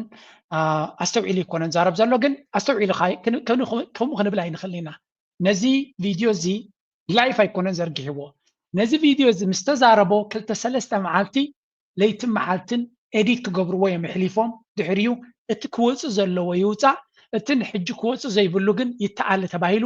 ተቆራሪፃን ተጨራሪማን ዝመፀት እያ ስለዚ እንታይ ዝብል ዘሎ ሓደ ዲጋን ቀይሕ ባሕሪ እንታይ ዘራኽብ ኣሎ እዚ ዲጋ ዝሰርሖ ዘሎ ኣብ ውሽጢ ዓዱ እዩ ዝሰርሖ ዘሎ ስለዚ ዲጋ ብዓድኻ ትሰርሖን ቀይሕ ባሕሪ ዝብሎ ዘሎ ናይ ኤርትራ እዩ ቅድሚ 30 ዓመት ተኮይኑ ናይ ኤርትራ ይቃል ዘረባ ይብሉ ሽም ኤርትራ ስለዚ ጠቀሰ እዩ ቀይሕ ባሕሪ እኮ ቅድሚ 30 ዓመት ነይሩና ሽዑ ኢና ብጌጋ ከሲርናዮ እምበር ነይሩና እዩ ስለዚ ፅባሕ ክምለስ ይኽእል እዩ ዝብል ዘሎ ሓው ፅባሕ ከመይ ገይሩ ክምለስ ይኽእል እንታይ ስለ ተቀየረ እዩ ክምለስ ዝኽእል ፅባሕ ንጎ እጂ እቲ ዘረባ ከተተሓሕዞ ኣለካ ንሱ ከማይ ይብል ኣሎ ወታደራውያን ጀነራላት ናቱ እንታይ ይብል ኣሎ ከነተሓሕዞ ክንክፍትን ኣለና ምክንያቱ ገለገለ ሰብ ኣሎ ኣብ ኢትዮጵያ ትግዕሮ ዘላ ብዙሕ እንደ ሸለል ኣዝዝቦም ዋርዩ ከመይ ጌርና ሸለል ንህቦም 80 ዓመት ንኤርትራ ዋጋ ዘኽፈለታ ሃገር ትብሎ ዘላ ዘረባ እሞኻ ውግእ ክገብሩ ጥራይ ዘይኮነስ ተደጋጋማ ብልዕሊ ኤርትራ ውግእን ወረ ኩናትን እገዳን ዕፅዋን ፀገምን ንኤርትራ ንኸጥፉ ለይትን መዓልትን ዝሓልሙ ዝዛረብዎ ዘለዉ ሲ ኣገዳሲ ይኮነን ዝብለኒ ሰብ ኣሎ ካብዚ ንላዕሊ ኣገዳሲ እንታይ ክህሉ ኽእል ከም ኤርትራዊ ኮንካሲ ካብዚ ሕጂ ንሪኦ ዘለና ላዕሊ ኣገዳሲ እንታይ ኣሎ ብርግፅ ሓደ ግዜ እንታይ ክትብል ካብ ምንታይ ዝብገስ ክኸውን ይኽእል ፈሊጥናዮ እንታይ ገብረናዮ ክትብል ትኽእል ኢኻ ፋይን ሚን ንዓኻ ከይገብረልካ ኽእል እዩ ነዚ በፅሒ ኤርትራዊ ግን ናብ ኢትዮጵያ ዝገብሮ ዘሎ ኣካይዳ ክቕይር ይኽእል ክንደይ ኤርትራዊ ድዩ ቫኬሽን ኢትዮጵያ ዝኸይ ዘሎ ክንደይ ኢትዮጵያዊ ድዩ ነዚ ንሃገርካ ክወርር ዘሎ ከይዳዊ ገንዘቡ ዘጥፊ ዘሎ ንኣቢ መሊሱ ዝሕይል ዘሎ ክንደይ ኤርትራዊ ድዩ ንኢትዮጵያ ዝስደድ ኣሎ እዚ ጠጠው ክብል ከዓ እንደለና ንሕና ጸላኢኻ ብትኽክል ፍለጦ እንታይ ይሓስባሎ እንታይ ይገብራሎ ምስ ፈለጥካዮ መጀመርያ ኣብ ኩናት ኣይኮንካ እንትኸይድ ነቲ ካልእ ነገራት ከተወግዶ ትኽእል ከተወግድ ክትክእል ኣለካ እቲ ኣብ ኢትዮጵያ ኣትዩ ዝነብር ዘሎ ስደተኛ መዓት ከርተት እዩ ዝረክብ ዘሎ ንዑ ካብ ካልእ ግዜ ክተቕሶ ክፍትን የለን ቀነ ግፋኢሎም ዘስካሕክሕ ስእልታትን ቪድዮታትን ካብ ኢትዮጵያ ካብ ኣዲስ ኣበባ ወፂኡ ኣሎ ሓደ ብፀጉሩ እናጎተትዎ ዝኸይድ ሰብሪ ኣለኹ ኣብዚ ቻነለይ ከምፅኦ ግን ሽግር ስለ ዝፈጥር ከምኡ ዓይነት ሰንሲቲቭ ስእልታት ከተምፅእ ፀገማት እናፈጠረ ብዙሕ ግዜ ስለ ዘጠንቅቑና ኣትሊስት ቻነለይ ብዙሕ ግዜ ምስቲ ናይ ቀዛ ናይ ገለ ዝነበረ ታርጌት ስለ ዝገብርዎ ከምኡታት ስእሊ ከምፅእ ኣይደልን እየ ብሓፈሻ እዚ ዝዛረቦ ዘሎ ኣቕሊልና ይንርኣዮ ሕጂ ክልተ ነገር ከተሓዘልኩም እየ ነዛ ነገር እዚኣ ክመለሳ እየ ቅድሚኡ ግን ንሱ ከምዚ ክብል ከሎ መራሒ እንድዩ እሞ እንታይ ቀይሕ ባሕሪ እንተበለ ማእስቢ ኤርትራ ኮይኑ ገለ ክትብል ትኽእል ኢኻ ኖ ቅድሚኡ ሓደ ኣገዳሲ ጀነራል ናቱ ዝበለካ ንስማዕ بمغنى حانتي برايم مينستر بالت ميديا ابزها بقال محتت اثيوبيا عصب دمحاز كل عينت اماراتيታት كم تتقبل ملكتلم እቲ ወደብ ናትና አይኒሩም ኣብ ኢትዮጵያ ሕጋዊ ስልጣን ዘይብሉም ግዚያዊ ናይ ስግግር መንግስቲ ኣብ ዝነበረሉም ብዘይ ፍትሓዊ መንገዲ ንኤርትራ ተዋሂቡ ክብልም ንመንግስቲ ይህ ወደግ ነቂፎም ኢትዮጵያ ንምውጋዕ ብቐጥታ ዘይኮነም ናይ ኢደ ዙር ኩናት ብምክያድ ክንዳኸም ይንቀሳቀሰሉ ብምባል ንታሪኻዊ ዝበሎ ጸላኢ ኣጠንቅቕሎ እቲ ጀነራል ኣብ ሚኒስትሪ ምክልኻል ዋና ዳይሬክተር እግራቡ ዝምድናን ወተሃደራዊ ምትሕባርን ሜጀር ጀነራል ተሾመ ገመቹም ኢትዮጵያ ናብ ቀይሕ ባሕሪ ብፍላይ ድማ ናብ ዓሰብ ንምውሓስ ዝወሰለቶ ቆራጽነት ደጊም ብምግላጽ ታሪኻዊ መሰልን ጉዳያት ሃገራዊ ህላውን ምዃኖም ገሊጾም ኣርባዕተ ምኽንያታት ዘስፈረት ጀነራል ኢትዮጵያ ምስ ዓሰብ ዘለዋ ታሪኻዊ ምትእሳር ንመሬት ዘይተዓጽወ ሃገራት ዝምልከት ድንጋጌታት ህግራዊ ሕግም ህላዋዊ ድሌታት እቲ ሃገር ከምኡን ንዓበይ ዝኸይድ ዘሎ ስጋታት ጸጥታን ቀይሕ ባሕሪ ኣብ ሓደ እዋን ኣካልና ነይሮም ዓሰብ ኣካል መሬትና እያ ነይራ ብምባል ኣብ መጀመርታ 19 ሰዓታት ኤርትራ ክትገንጸል ዘፍቀደም መሰጋግር መንግስቲ ሕጋውነት ስለ ዘይነበረ እዩ ክብል ነቂፎም ሜጀር ጀነራል ተሾመም ናይ ጸጥታ ስክፍታት ብምጥቃስም አዲስ አበባ ሓዊሱ ከተማታት ኢትዮጵያ ካብ ባሕሪ ስጋት ሚሳይል ከጋጥመን ከም ዝኽእል ብምጥንቃም ሃገራዊ ረብሓታት ንምሕላው ወተሃደራዊ ህላዊ ኢትዮጵያ ኣብ ቀይሕ ባሕሪ ኣገዳሲ ከም ዝኾነ ገሊጾም ብዝኾነ ቀዳምነት ኢትዮጵያ ዲፕሎማስያዊ ፍታሕ ኮይኑ ይቕጽል ከም ዘለዎ እቲ ጀነራል ገሊጾም ቀይሕ ባሕሪ ናይ ህልውና ጉዳይ ኢትዮጵያ ኮይኑ መጽኡ ከም ዘሎ ዝሓበረ ጀነራል ኢትዮጵያ በርባዕተ ምኽንያታት ናብ ቀይሕ ባሕሪ ተመሊሳ ክትኣቱ ከም ዘለዋ ገሊጾም ናይ ስትራቴጂካዊ ሕርያን ፍጻም ድማ ንማሕበረሰብ ዓለም ኣብ እጂ እዚ ንሪኦ ዘለና ሰብ እዚ ጀነራል እዚ መጀመርያ ሓደ ክርዳዕኩም ምሩኽ ናይ ኤርትራ ዝነበረ ኣብ 1991 ናትና ጉድ እኮ ብዙሕ እዩ እዚ ሻዕብያ ወሲዳ ካብ ሞታትሒና ኣብ ሊዓስትያ ኸዲና ናብ ፖለቲካ ናይቲ ናይ ኦሮሞ ተንቀፍ ምንቅስቃስ ብምኻድ ፖለቲካዊ ወታደራዊ ፖለቲካዊ كارير ناتو وين منقد ناتو زس أرجعت لإيرترا نيرا رجع إيرترا نزد كي لاي جبرتون مهنياتو ربحاون سلزنا برابتو وانتي تي منقستنا إثيوبيا نخطأهم تخين كا تفعلوا بارتات بحرق مسؤولون بزغنة أبكينات استمر خاخد قتلون سلزي بالكحق سلزر لو بيد إيرترا زحلفو زوم زيوم كنا منتاي أبكينات نحجزهم أبكينات نتحنهم قالوا نجبر لهم إيرترا بواقع إيرترا مفكر إيرترا قتيلكا نيرترا بجا غيركا جغنا نخد كون مفتان هذا لموت بوليتيكا وتريو ناب 4 كيلو زز قربه بواغا ايرترا يكت على عزفتن بمصاي ايرترا يكت على عزفتن ازي حاده تندنسي حاده بتدغاغامي زغبر كونتات بحفش دما قنع كوين كنريا زلنا بزح درجه زخونه بوليتيكاوي كايدا بوليتيكانيا نا ايثيوبيا اب 4 كيلو اتيو نتانا 4 كيلو قرصنا تزاناي امباير ستيت زلوا نا امباير كايدا زلوا اتحساسبا اباز اتوي حنت كابتي نبوليتيكا ناتو نخقصل كتغبر تخل نيرترا بجان خدغبر بروباغندا مغباري بروباغندا ترايغنا يكون عقم سلدسو نمبر نيرترا خطرنفو نسبه ايرترا اتفيوم لمريتا خكبو دليتهم باغوم نسيو نعو خغبر دما ناي موداتا قدم موداقومن مطفاومن زتقمو لاجندا زيا سلازي ኤርትራዊ ደጊሙ ደጋጊሙ ሓንሳብን ሓዋሩን ብንጹር ስእሊ ክልዎ ዘሎ ማንም ኢትዮጵያዊ ይኮነን ዛ ናይ ሕጂ ዘላ ኢትዮጵያ ኣብ 4 ኪሎ ዘሎ ናታ ስትራቴጂ ኣብ መወዳእታ ቅድሚ ምውዳቑ ንኤርትራ ብዋጋ ኤርትራ ፖለቲካዊ ስልጣንካ ዕድሜኻ ከተናውሕ ምፍታን ልሙድ ተርእዮ እዩ let's go back to ኣቢ ዜጂ ወታደራዊ ዓይናቱ ንስጉምቲ ይዳለው ከም ዘለው ኢና እዮም ዝነግሩ ዘለው ኣቢ ድማ እዚ ጽባሕ ክኸውን ዝኽእል ክብል ከሎ እንታይ ማለት እዩ ያልተሞከረ ነገር ነው የተፈታው ከዚያ ንቀይ ባህር ያሉ በደህንነት ውስጥ ያለነው ወይም ስንዴ በቂ ያላመረትንም ወይም ከተሞቻችን ለሰው ልጅ ሊበብል አይደሉም ወይም ማዕድን አላወጣንም ይሄ ሁሉ ከዚያ ከአባይ ያነሰ ነገር ነው በሁለት ሶስት ምክንያት አንደኛው እጂ እንታዩ መጀመሪያ ዲጋ ይሰርሕ ዘሎ ንዲጋ ዝሰርሖ ልኡላው መሬት ናይ ካል ሃገር ንኽትወስድ እሱ ይቀልል ይዝብል ዘሎ لولاونت ናይ ሃገር ክደፍር ዲጋ ሰሪሕካ ምውዳእን ኣብ ውሽጢ ዓድኻ ዘሎ ዲጋ ሰሪሕካ ምውዳእን ሓንቲ ልኡላዊት ሃገር ልኡላዊ ወደባን ባሕራን ንዑ ንኸተምፅእ ንሱ ይቐልል እዩ ዝብል ዘሎ ክንምንታይ ደልውድድ ዝተበላሸወ ርእሲ ዘለዎ ሓደገኛ መራሒ ምዃኑ ድማ ተገንዚብና ኣለና ኣነ ነዚያ ምስ ሰማዕኩ ሓንቲ ፅሕፍቲ ፅሒፍ ኣለኹ ምክንያቱ በኣምሓርኛ ገይሩ ዝዛረቦ ዘሎ ብእንግሊሽ ካልእ ገይሮም ስለ ዝገብርዎ ኣቢ ሓደገኛ ቁማር ናይ ኣቢ እንታይ ዝገብር ዘሎ ንብሙሉእ ዞባ ሓደጋ ይፈጥረሉ ብምንታይ ብሓሶትን ብትዕቢትን بتعبيت تمركزو حسوت ጭብጥና ተጠቀመ ነቲ ዞባ ኣብ ካልእ ሽግር ክእትዎ ይፍትን ኣሎ እንታይ ይብሉ ሓደ ሰብሲ መርዝን ተፈቲኑ ወይ ካርማካ እንተፈቲኑ ግብረ መልሲ ምስ መጾ ዝሓት ከማርር የብሉን ዝብል ኣዘራርባ ኣሎ እንታይ እሱ ድማ አብይ አሕመድ facing civil war and collapsing legitimacy ኣብ ውሽጢ ዓዱ ዝተፈላለዩ ኩናት ተናዊፁ ዘሎ ከምኡ ድማ ተቐባልነት ናሱን ክብሪ ናቱን መሬት ዘቢጡ ዘሎ ሃገር now turns outwards እቲ ዘለዎ ፀገም ከም መፍትሒ ንኻልኦት ሃገራት ምቕስቃስን ሽግር ምዝርኣን ኮይኑ ኣሎ making reckless claims on Gerd Dam and Red Sea This rhetoric, his rhetoric risks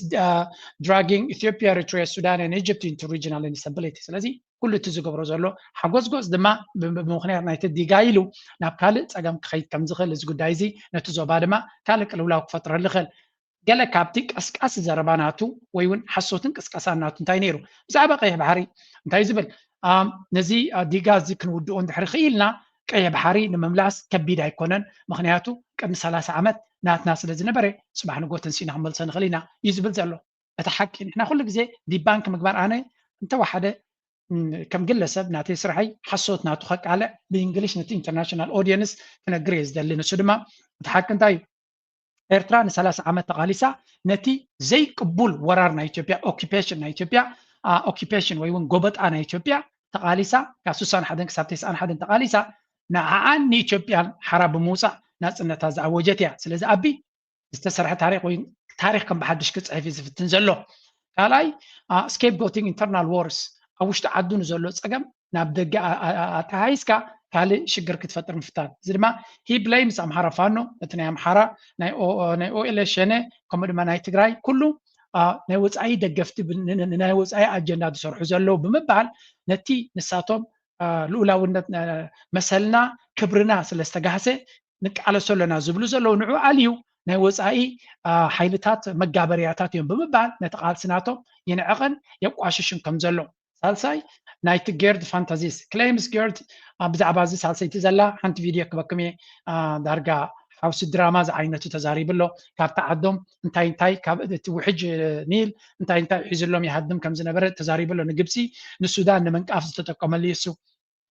تا فيديو خصمعكم سلو زغونكو قتيلو ريتسي جامبيت says table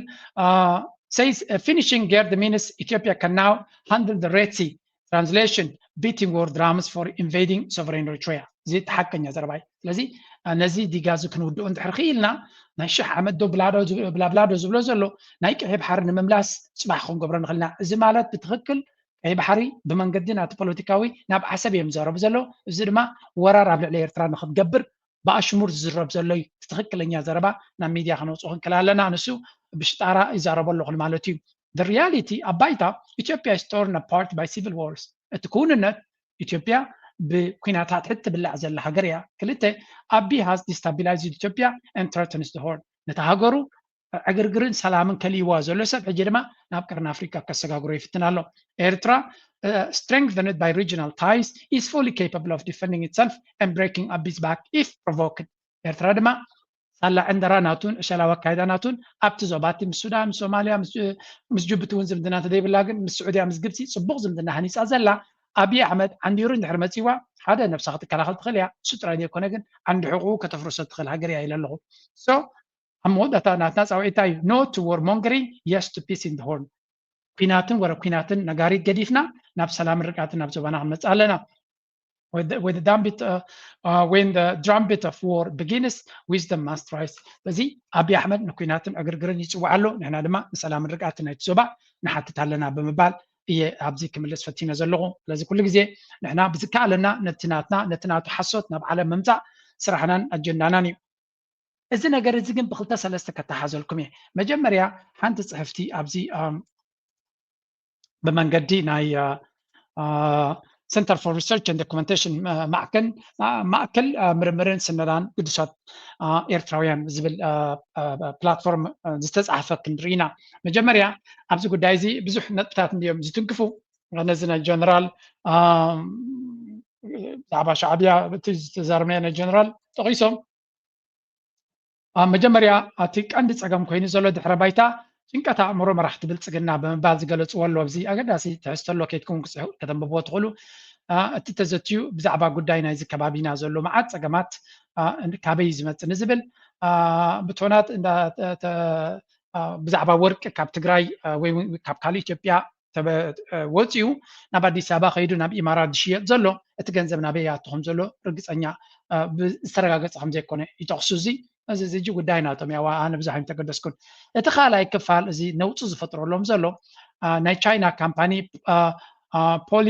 GCL ፔትሮሊየም ኢንቨስትመንት ሊሚትድ ዝበሃል ናይ ቻይና ካምፓኒ ክሳብ 10 ቢልዮን ልቓሕ ንቻይና ብምሃብ ንኢትዮጵያ ብምሃብ ነቲ ኣብ ክልል ሶማል ረኺቦሞ ዘለዉ ጋዝ ንምውፃእ ክሕግዞም ከም ዝኽእል ከም ዝጠቐሰን ንዑ ክገብረሎም እንድሕር ኮይኑ ግን ኣብ ደገ ባሕሪ ከም ዘድልዮም ኣብ ደገ ባሕሪ ከም ዘድሊ ኣብ ደገ ባሕሪ እንተዘየለ እቲ ዝግበር ጉዕዞ ከቢድ ክኸውን ከም ዝኽእልን ወይ ክኸውን እውን ከም ዘይክእል ዝብል ዘረባ ከም ዝነገሮም ስለዚ ንዓቢ ድማ ብልፅግና ካብ ሰደድ ነዳዲ ዓመታዊ 8 ቢልዮን ዶላር ኣታዊ ክገብር ከም ዝኽእልን ነዚ ንክገብር ተኮይኑ ግን ኣብ ደገ ባሕሪ ከም ዘድልዮ ስለዚ እቲ ምስ ሶማሊላንድ ኣብ 2024 መጀመርያ ሓድሽ ዓመት ናይ 2024 ምስ ሶማሊላንድ MOU ዝገበርዎ ነዚ ፀገም እዚ ንምፍታሕ ተባሂሉ ዝተወስደ ስጉምቲ ነይሩ እንተኾነ ኣብዚ ጉዳይ እዚ ስለዘይ ሰለጦ ዲፕሎማስያዊ ፀቕጢ ናይ ዓለም ስለዘይ የሳለጠሉ ንዓ ገዲፉ ክሰርሓሉ ስለዘይከኣለት ናበይ ገፁ እዩ ዝኸይድ ዘሎ ብሓፈሻ ንሱ ካልእ ኣማራፂ እዩ ዝደሊ ዘሎ እዚ ድማ እቲ ኣማራፂ ብወገን ዓሰብ ንክትገብሮ ዝግበር ዘሎ ተሃዲድን ተበግሶታትን ማለት እዩ ብወገን ዓሰብ ብወገን ኤርትራ ክግበር ዝኽእል ስለዚ ነቲ ነዳዲ ነቲ ጋዝ ረኺበዮ ዝብል ዘለዎ ኣውፅኡ ክሸጦ ትሕሪ ኮይኑ ብመንገዲ ዓሰብ ዘብሎም ዘሎ ሓደ ከምኡ እዩ ካብኡ ወፃኢ ግን ኤርትራ እውን ናታ ምናልባት ንሓቅነቱ ኣብ ተፈላለየ ግዜ ክንዛረበሉ ንኽእል ግን ኤርትራ እውን ነብቱ ዝኻለ ከምኡ ዓይነት ፀጋታት ረኺባ ከም ዘላ ዝገልፅ ሓበሬታ ኣውፅኡ ኣሎ ንሱ ስለዚ ምስ ናይ ባሕሬን ካምፓኒ እውን ዝኾነ ርክባት ይግበር ከም ዘሎ ይገልፅ እዩ ግን ርግፀኛ ኮይና ብዙሕ ክንዛረብ ኣይንኽእል ኢና ቢካዝ at the end of the day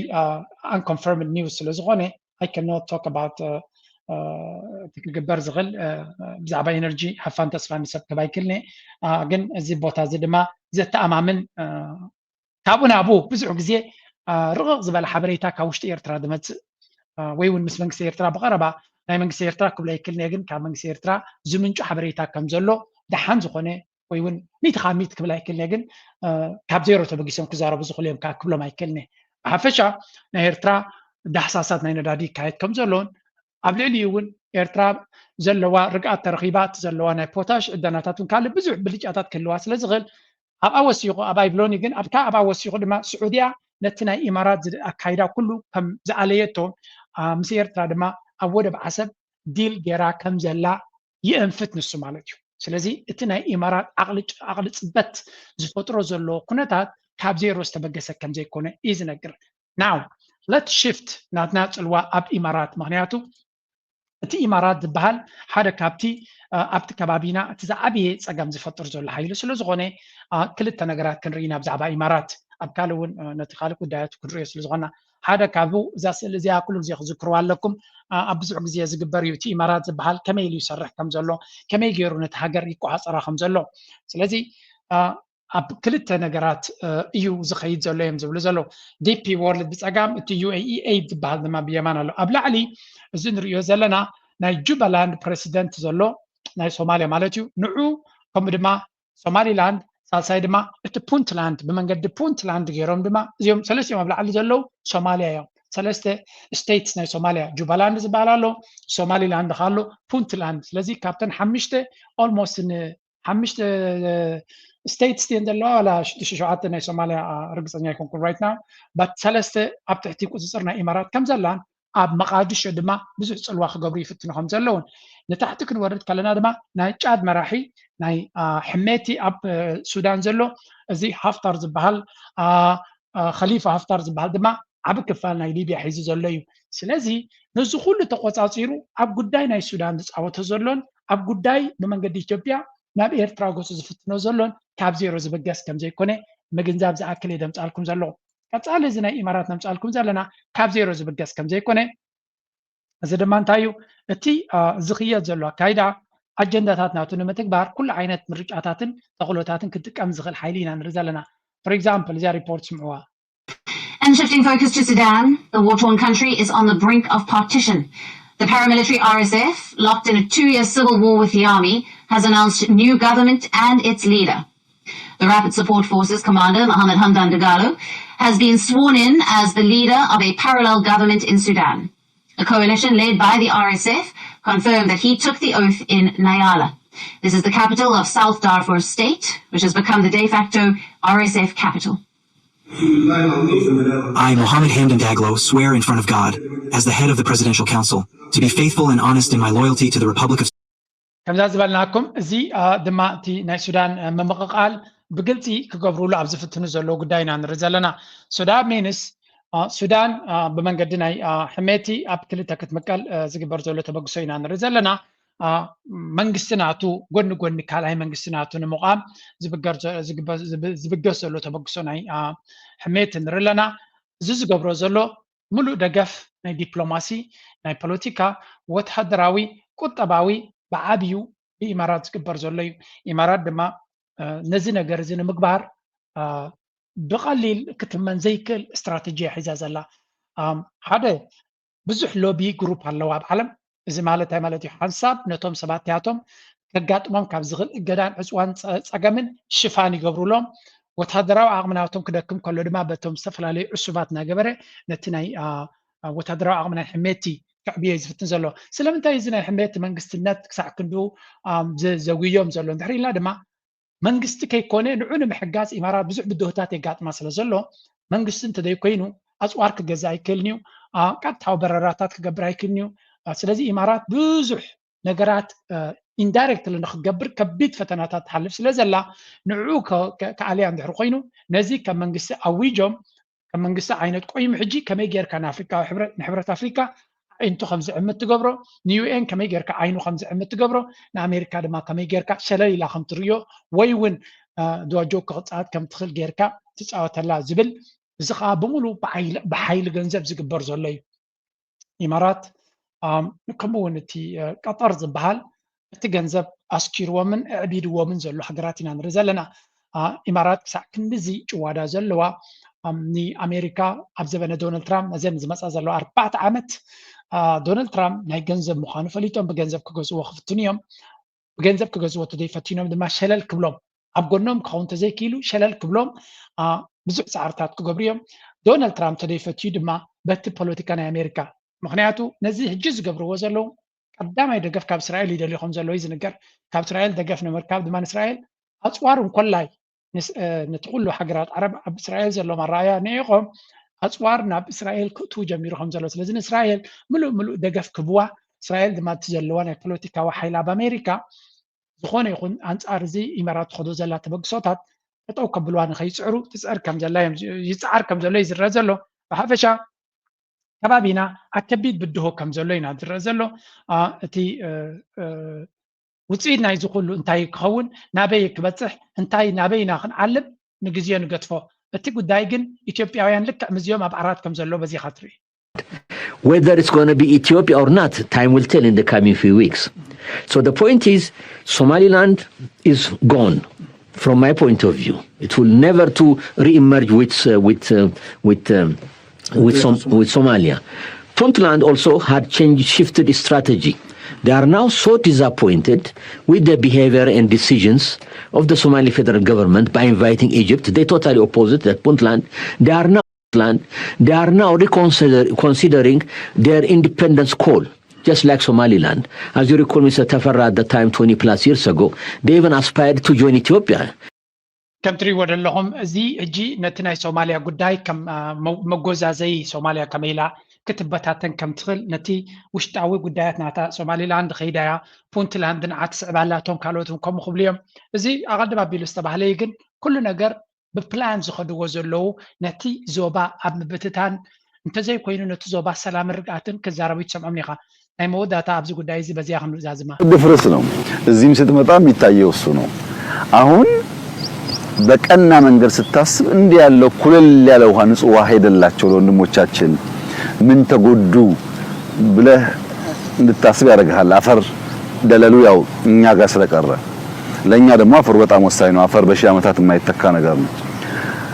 መላው ኢትዮጵያ ህዝብ ቢሰማው መጥፎ አይደለም ብዬ የማስበው እኔም እስከ ቅርብ ጊዜ ድረስ የነበረኝ ዕውቀትና ግንዛቤ አባይ ውሃውን ደግሞም አፈሩን አልፎ አልፎ አሳውን እና ግንዱን ተሸክሞ እንደሚሄድ ነበር። አሁን ግን ደለሉ የቀረውን ደለል ስናስፈትሽ ወርቅ እያገኘንበት ነው። ለካ አባይ አፈር ብቻ ሳይሆን የኢትዮጵያን ወርቅ ነው ከተራሮቻችን ላይ አጥቦ ሲወስድ የነበረው የሚል ተጨማሪ ቁጭት እንዲፈጠርብህ ያደርጋል። እንግዲህ አፈራ እጂ ኣብዚ ኻንታይ ዝብል ዘሎ እቲ ውሕጅ ዝኸይድ ዝነበረ እቲ ካብ እቲ ኒል ማለት እቲ ኣባይሲ እንታይ ይወስድ ነይሩ ዝብል ዘሎ ብርግፅ ሓመድ ናትና ይወስድ ነይሩ ከምኡውን ሓሊፍ ዓሳታት ናትና ይወስድ ነይሩ ኣብዚ ቀረባ ከም ዝተገንዘብኩ ኣነ ወርቅን ኮላይ ሒዙ ይኸይድ ከም ዝነበረ ዝነግር ዘሎ ብርግፅ ውሕጅ ክሳራታት ኣየምፃልካን እዚ ኩሉ ወሓይ ዝለንቀነ ሓንቲ ናልባት ግዜ ሲኢናላ ኣይገበርኳን እምበር ውሕጅ ጋሽ ክንምንታይ በቲ ተሰነይ ክሓልፍ ከሎ ሓደ ንፉዕ ጋዜጠኛ ናይ ኤርትራ ጋዜጠኛ ሰርፀ ዮናስ ፖስት ገይርዋ ነይሩ ኣብ ልዕሊኡ ካብ ኢትዮጵያ ዝመፅዶ ገለዶ እናበለ ብዙሕ ድራማታት ገይሮም ነይሮም ግን እቲ ዲጋቲ ኣነ እውን ከባቢ ሩብዓን ሰባ ስለ ዝዓበኹ ሩብዓን ሰባ ክረምቲ ሓመድ እናመሰለ እዩ ዝኸይድ ብርግፅ ሕብሪ ናቱ ናይቲ ሓመድ ናይቲ ኤርትራ ሒዝዎ ዝኸይድ ንዑ እዩ ዘርእየካ ብሓቂቁ ሒዝዎ ከም ዝኸይድ ንፈልጦ ነገር እዩ ስለዚ እዚ ሩባታት እዚ ካብ ኤርትራ ብዙሕ ነገር ይወስድ ምዃኑ ንፈልጥ ኢና ግን ብዛዕባኡ ጫውጫውታ ናይ ኤርትራውያን ብዙሕ ኣይትሰምዐን ኢኻ በዚ ኮይኑ በቲ ንሱ ንግብፃውያን ወርቂ ናትና እንኮላ እዩ ዝኸይድ ዘሎ ብምባል ህዝቢ ኢትዮጵያ ኣብ ጎኑ ንክኸውን ኣንጻር ግብፂ ንክስለፍ ዝግበር ዘሎ ፕሮፓጋንዳ እዩ ግብፃውያን ኣብ ግብፂ ኮይኖም ንክፍጠሩ ምርጫኦም ኣይኮነን መብዛሕትኡ ሰብ ከም ሃገር ምስ ቆመ ዘለዎ ጂኦግራፊ ድሩትነት ይፈጥረሉ እዩ ስለዚ ግብፂ 9 ሚታዊት ወይ 99 ሚታዊት ናይ ማይ ሕቶናቶም ካብ ኒል እዩ ዝመፅእ ስለዚ ነቲ ሓመድ ወሲድካ ዲኻ ንትኻልእ ክኸውን ይኽእል እዩ ሓመድ ካብ ኒል ዝብገሲ ሓመድ ስለደልና ክብልዎ ሰምዒ የፈልጥን እየ እታ ማይ ስለደልና ጎረሮና ማይ ስለዘድልዮ ብምባል ክዛረቡ ንፈልጥ ኣለና ስለዚ ኣሽሙር ክገብረሎም ከሎ እቲ ኩነታት ቀሊል ክኸውን ኣይኮነን ከምኡ ንሱዳን እዚ ጉዳይ እዚ ንክልቲኦም ክትንክፍ ዝኽእል እዩ ኣብዪ ኣሕመድ ኣብዛ ቪድዮ እዚኣ ጥራይ ክንደይ ሃገራት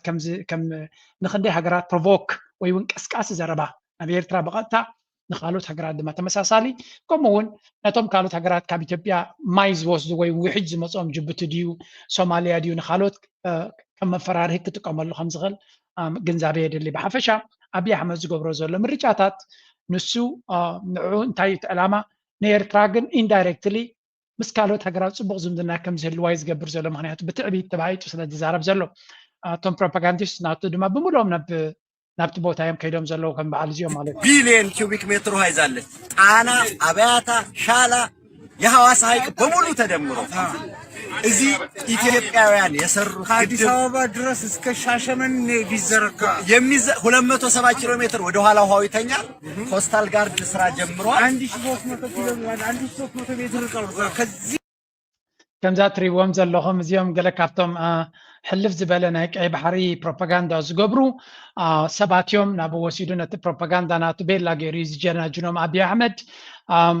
ወል ንክንደይ ክቐፅልዎ እዮም ብከምዚ ኣምና ሹር ግን ነታ ናይ ኣባይ ትብል ዘላ ከም ሓንቲ ዓባይ ኣጀንዳ ጌርኩም ሽጥዋ ገለ እኮ እንደኾኑ ኢትዮጵያውያን ንኣብነት ኣባይ ተወዲኡ ኤሌክትሪክ ነቲ ህዝቢ ክርከብ ይግብላ ኢሎም ፕሮፓጋንዳ ይገብሩ ኣለዉ ግን መናብሮ ናይቲ ህዝቢ ድማ ቀሊል ከም ዘይኮነ ይርእይዎ ኣለዉ ስለዚ ዲጋ ክትውድእ ትኽእል ከተመርቕ ትኽእል ግን ኣብቲ ህዝቢ ዘሎ ተፅዕኖ ግን እቲ ዲጋ ክጅመር ከሎን ዝነበሮም መናብሮን እዚ ዲጋ ኣብ ዝውዳእሉ ዘሎ መናብሮን ኢኻ ክትዕቀን ዘለካ ቲፒካል ኢትዮጵያዊ ግን እንታይ ዝረኣዮ ዘሎ እዚ ዲጋ ክጅመር ከሎን ክስራሕ ከሎን ሂወቶም ፅቡቅ ከም ዝነበረን ሎሚ እቲ ዲጋ ተወዲኡ ሽግርኩም ክፈትሑ እዩ ዝበልዎ ግን ዲጋ ኣብ ዝውዳእሉ ዘሎ እቲ ዝኸበደ ሂወት እዩ ዝነብሩ ዘሎ ስለዚ ዩ ከን ዱ ላር ፕሮፓጋንዳ ምዚ ግን ንተራ ኢትዮጵያዊ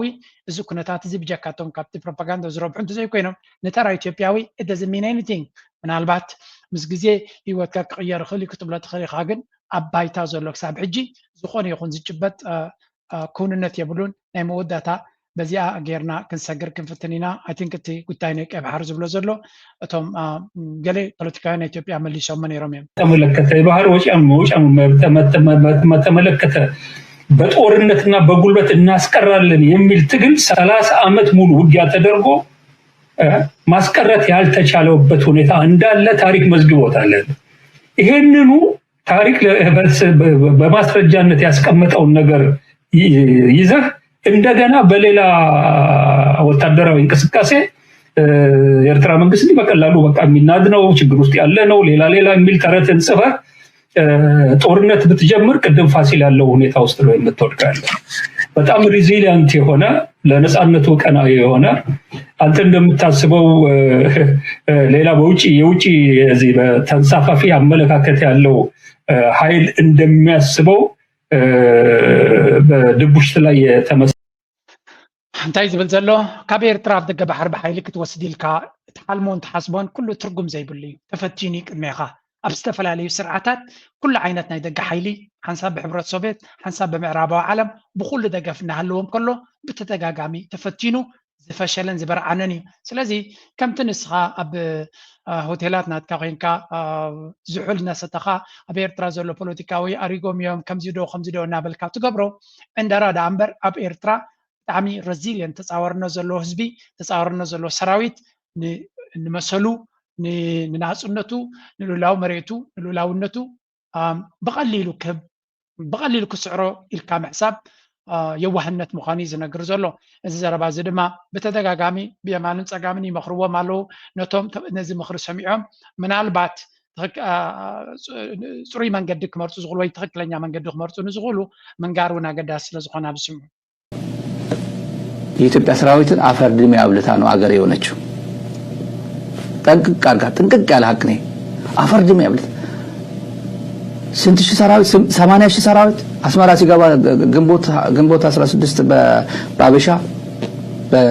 በግዕዝ 24 ግንቦት 24 አስመራ ሲገባ 80 ሺህ ሰራዊት በእግሩ ሄዷል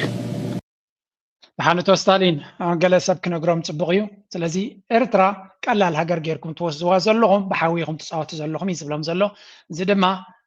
ኤርትራ ኣሽሓት ሰራዊት ናይ ደርጊ ሓመዱ ንላዕሊ ጌራ ልቦ ማጥፊያ መንግስትን ወታደራዊ መራሕትን ሓይሊ ባሕሪ ሓይሊ ምድሪ ሓይሊ ኣየር ናቶም ደማሲ ሰናጽነታ ዝረኸበት እያ ስለዚ ኣብ ኤርትራ ሚስ ካልኩሌሽን is very serious ኣብ ሕጂ ደጊምኩም ክትሓስብሉ ኣለኩም ኢሉ ዝነግሮም ዘሎ እንተወሓደ ነቲ ብግርህነት ወይ እውን ብፕሮፓጋንዳ ናይ ኣቢ ዓዊሩ ንዘሎ ጽቡቕ ዝኾነ መምርሒ ክኸውን ይኽእል እዩ መምህር ኣብርሃ ተኽሉ እውን ብዛዕባ ዛርእሲ እዚ ዝበሎ ኣሎ ምስናይ ዓንቶ ኣቐልቅለ ቢለ ዝሓደኩ ዝናይ ጉራብ ተኽልላት ምስ ኣምሓራ ይኹን ምስ ዓፋር ግበር ዝኽእል ርክብ ከመይ ክፍጠር ዝኽእል እቲ ናይ ኤርትራ ጉዳይ በዚ ብደቡብ ኣንፈት መፍጻሚ ከኣሎ ረብሓ ይህልዎ ዶ ጉድኣት ድንጽ of course ትግራይ እውን ኣብ ኢትዮጵያ ውሽጢ እያ ትነብር ተንካልኦት ክልላት እውን ኣብ ኢትዮጵያ እየን ዘላ ስለዚ ንሳተን ካብቲ ስርዓት ብልጽግና ዝብህጎ ኢልካ ዝገለጽካዮ ህዝቢ ኣምሓራ እውን ክብተን ይግለ እዩ ህዝቢ ትግራይ ህዝቢ ኤርትራ እውን ከምኡ ክጠፍእ ዝድልዩ ህዝብታት እዮም ኢልካ እዮም ስለዚ እቲ ሽርሒ ናይ ብልጽግና ክፍሽለሉ ዝኽእል መንገዲ ኣብ መሬት ምፍጣር ይከኣል ምክንያቱ ብልጽግና ዘመሓደራ ሌላ ስጋዕ ዝኾና ብጣዕሚ ማስ ዲስኦቢደንስ አምነት ነቲ ዝገብሮ ዘሎ ናይ ወራር ንህዝቢ ኢትዮጵያ ጥርት ረብሓ ከምፅ ዘይኽእል እንትርፊ ጥፍኣት ምቋም ዝሓደ ስትራቴጂ ኣካል ናይቲ ጥፍኣት ፕሮጀክቱ ዘይምዃን ሓደ መንገዲ እዩ ማለት እዩ ስለዚ ኣብ ባይታ ነዚ ክትምክተሉ ትኽእል ሰፊሕ ፖለቲካዊ ዕድል እኒአ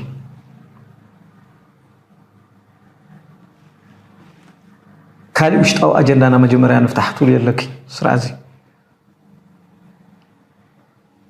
ንውሽጣዊ ናይ ትግራይ ኣምን ናይ ኢትዮጵያ ኩነታት ንምፍታሕ ዝጠቅም ስራሕ እንተኮይኑ እናተርአየ እናተመዘነ ክኾን ኣሎ ሕዚ ግን ኣብ ኢትዮጵያ ፖለቲካዊ ሓዊ ተሳዊሩ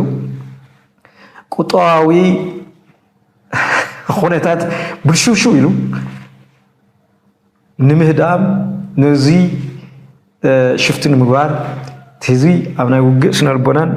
ኣብ ውግእ ክሽመም ምግባር እዚ እዚ ክምልስ ዘለዎ እዚ ተመለስካ ዝግበር ሃለውሎ ኣይ ኣጀንዳና ንክብል ኣለዎ ህዝቢ ሚኒማም ምርዳእ ክህልዎም ክኽእል ኣለዎ ማለት እዩ ምስ ኣምሓራ ወልዮ ወላ ምስ ካልኦት ምክንያቱ ጠፍኡ ኣለዎ እኮ ኢትዮጵያ እንታይ ተረፋ ነገር ነይሩ ብኢኮኖሚ እንተሪእኽየ ሃደሽደሽ እዩ ኩሎም መለክዕታት ብኩሎም ናይ ማክሮ ኢኮኖሚ መለክዒ ነጥብታት ዝብላዕ ይብላን ኢትዮጵያ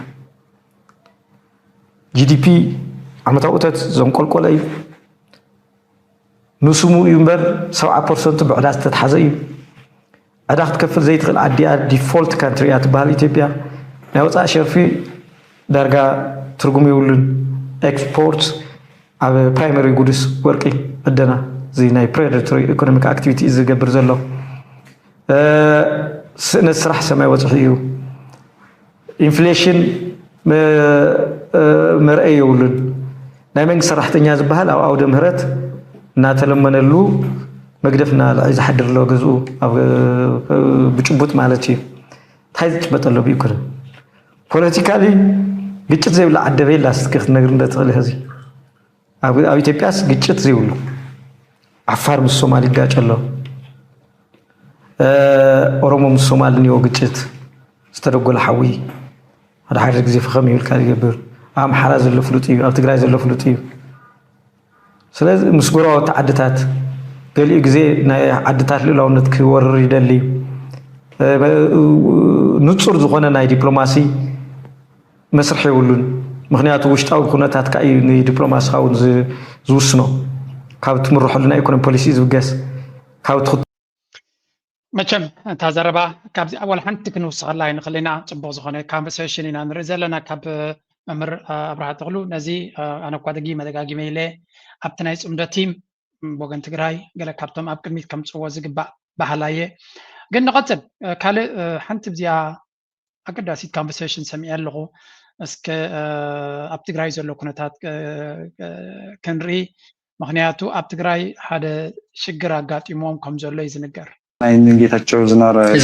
ዝኸፈ እዩ ናይ ጌታቸው ናይ ጀነራል ጻድቃን ግምት ይሐሽ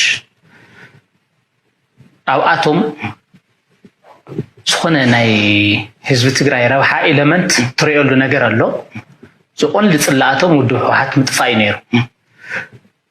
ኣብዚ ናይ ሕዚ ናይ ጀነራል ታደሰ ወረደ ግምት ግን ኣነ ብጣዕሚ ለፍርሐኒ ነገር ኣሎ ህዝቢ ትግራይ ላብ ሲቪል ዋር ከይኣቲ ይፈርሐ ህዝቢ ትግራይ ኣብ ኢድ ጀነራል ታደሰ ወረደ ላብ ሕድሕድ ኩናት ከይኣቲ ብጣዕሚ እየ ዝፈርሕ ተናረሽን እውን ናብአን ዝመስላ ብስሩ ከምኡ እዩ ማለት ብዙሕ ምዝራብ ይደለን ተሰዓረ ከባቢ የለን ዝሰዓረ ከባቢ እውን የለን ተኣብዩ ዝዛረቦ ዝነበረ ዘረባ ብሙሉእ ቅድሚ ጀኖሳይድ ጀነራል ታደሰ ወረደ ፍቀዱ መድረክ ይዛረበን ኣሎ ድሓር ከዓ ቀይርዎን እንታይ ኢሉ ኣነ እንደርታዊ መቐለ ከባቢ ኢሉ ብስርቱ ናይ ዳዊት ከበደ ኢንተርቪው ገበረሉ ቦታ ካብቲ ቦታ ኢኻ ትሪኦ እኮ ናይ ኣነ ጀነራል ታደሰ ወረደ ኣትሒዘ ብዙሕ ክዛረብ የደል ጥቅልል ብዝበለ መልክዑ ግን ብጣዕሚ እውን ዝፈርሖ ነገር ምናልባት እውን ሰራዊት ትግራይ ላብ ተሓታታይነት ዘእትዎ ጀነራል ታደሰ ወረደ እዩ ኣብ ብሓፈሻ እቲ ታደሰ ወረደ ዳርጋ ብኩሉ ፖለቲካል ሰርክልስ ናይ ትግራይ እቲ ዝዓበየ ሓደጋ ንትግራይ ክፈጥረላ ዝኽእል ምዃኑ እዩ ዝነገር እቶም መንእሰያት እውን ዳርጋ ተረዲዎም ኣሎ እዚ ብምንታይ ብበነና በዓል በነና መን ባይ መንግስትና ኣዝግንኒ ብምንታይ ብመኪና በዓል መኪና ለዚ መፀ ኩሉ እዩ ዝመርሓና እንከዝግንኒ ብምንታይ ብኻራ በዓል ካራ መዓዝ ባይና ክንከድ ሕሞራ ኣዝግንኒ ብምንታይ ሰቲ በዓል ሰቲ ኣይተዛርኒ ሶስቲ እንከዝግንኒ ብምንታይ ብእምኒ በዓል እምኒ ኣብ ኬንዳ ምንባር እኮ መሪርኒ ኣዝግንኒ ብምንታይ ብሽቶ በዓል ሽቶ ኣተሓፍተ እንዳመን ሞይእቶ እንከዝግንኒ ብምንታይ ብተምሪ በዓል ተምሪ ኩሉ ገዲፍና ንለምኖን ፈጣሪ ኣዝግንኒ ብምንታይ ብወርቂ በዓል ወርቂ እዚኣ መፍትሕ ናይ ሓቂ ከም ትሪእዎ ዘለኹም እቲ መንእሰይ ነቲ ዘሎ ምረት ንክገልፅ ዝብሎ ዘሎ ኩነታት ኢና ንርኢ ዘለና ድንግት ብፍላይ እቲ ኣብ ፍቐዱ ፋሕፋሕ ኢሉ ዘሎ መንእሰይ ወይ እውን ህዝቢ ኣምላኽ ይሓግዞ ኣወል ስዒድ ኣብታ ናይ መወዳእታ ዕጂ ኣብ ዝቐረባ ዝዘርግሓ ናይ ፅምዶ ንህዝቢ ትግራይ ይኹን ነቲ ኣብ ዶባት ካብ ማሕረስን ካብ ካልእን ተጎላዲቡ ዝነበረ ሰብ ብክልቲኡ ወገን ኣብቲ ናይ ቀደም ዕዩኡ ንክምለስ ከም ዝተረዳዱ ዝገልጽ ዓበይቲ ዓዲ ተራኺቦም ይዘራርብዎም ዘለዉ ዝነግር ሓበሬታ ውፅኡ ነይሩ ስለዚ ብወገን ኤርትራ ነቲ ዘሎ ኩነታት ኣብ ምፍታሕ ዝከኣላ ዘበለ ትገብር ከም ዘላ ፕሮፓጋንዳ እንተዘይስራሕትሉ ኣነ እኳ ይሕጎስኒ እየ ኤርትራ ነቲ ትገብሮ ዘላ ንዓለም ዘይምንጋራነ ይሕጉሰንን ያወል ስዕድ ንሕና ንመን ከነብል ኢና ከምኡ ንገብር እዩ ዝብል ኣይ ዲስኣግሪ ኤርትራ ሕማቕ ናታ ንሚድያታት ናይ ዓለም ክብክል ፅቡቕ ናታ ግን ከይተገልፀ ክሓልፍ ከሎ ኣነ ዝሕጎሰሉ ይኮንኩን ከም ርእቶ ናተይ ማለት እዩ ኤርትራ ፅቡቕ ክትገብር ከላ ኣካይዳ ናይ ዓለም ምልባስ ኣገዳሲ እዩ ኣካይዳ ናይ ዓለም ድማ እቲ ሚድያ ፍሉይ ነገር ናብ ቅድሚት ከምፅእ ዝመርፅ ስለዚ ነቲ ሚድያ በዓልካ እንተዘይቀሊስካዮ ፀላእትካ ክቕልስዋ አንፃርካ ይኽእሉ ንኤርትራ ድማ ነቲ ዘለዋ ሕማቕ ስእሊ መመሊሱ ከም ዝቐፅል ገብርዎ ጸረ ውድብ መንግስቲ መሲሉ ጸረ ህዝቢ ዝንቀሳቐስ ሓይሊ ተፈጢሩ ኣብ መጨረሻ መን ምዃኖም ተቃሊዑ ብሙስና ስርቂ በጠቃላሊ ስነ ምግባሮም ዝጨቀዩ ኮይኖም ተረኺቦም ኣብ ወርቂ ዝርከቡ ንሳቶም ኮይኖም ኣብ ሓጭን መጭን ዝርከቡ ንሳቶም ኮይኖም ኣብ ስርቂ ስሚንቶ ዝርከቡ ንሳቶም ኮይኖም መኸተ ተባሂሉ ዝተኣከበ ሃፍቲ ውድብ መሲሉ ጸረ ውድብ መንግስቲ መሲሉ ጸረ ህዝቢ ዝንቀሳቐስ ብሓፈሻ እቲ ኣብ ትግራይ ዘሎ ኩነታት ነዚ ይመስል ሓንቲ ግን ኣብዚኣ ዘረባ ክልተ ብዛዕባ ኤርትራ ዝተባህላ ዘረባ ክነግረኩም ተሸዊደ መጀመርያ ግዜ ዝተሸወድኮ ኢሳያስ ሞይቱ ትብል ጥራሕ ያ ህርሳ ተሸዊደ ምክንያቱ ሓደት ከምኡ ዓይነት መልእኽቲ ዝለኣኸ ሰብ ዓብዪ ሰብ እዩ ብጣዕሚ ዓብዪ ሰብ እዩ ከቢድ ሰብ ዝበሃል ዓይነት ሰብ እዩ ኣይ ቲንክ ሓስቦ ከለኹ እሱውን ዝተሸወደ ይመስለኒ በዓል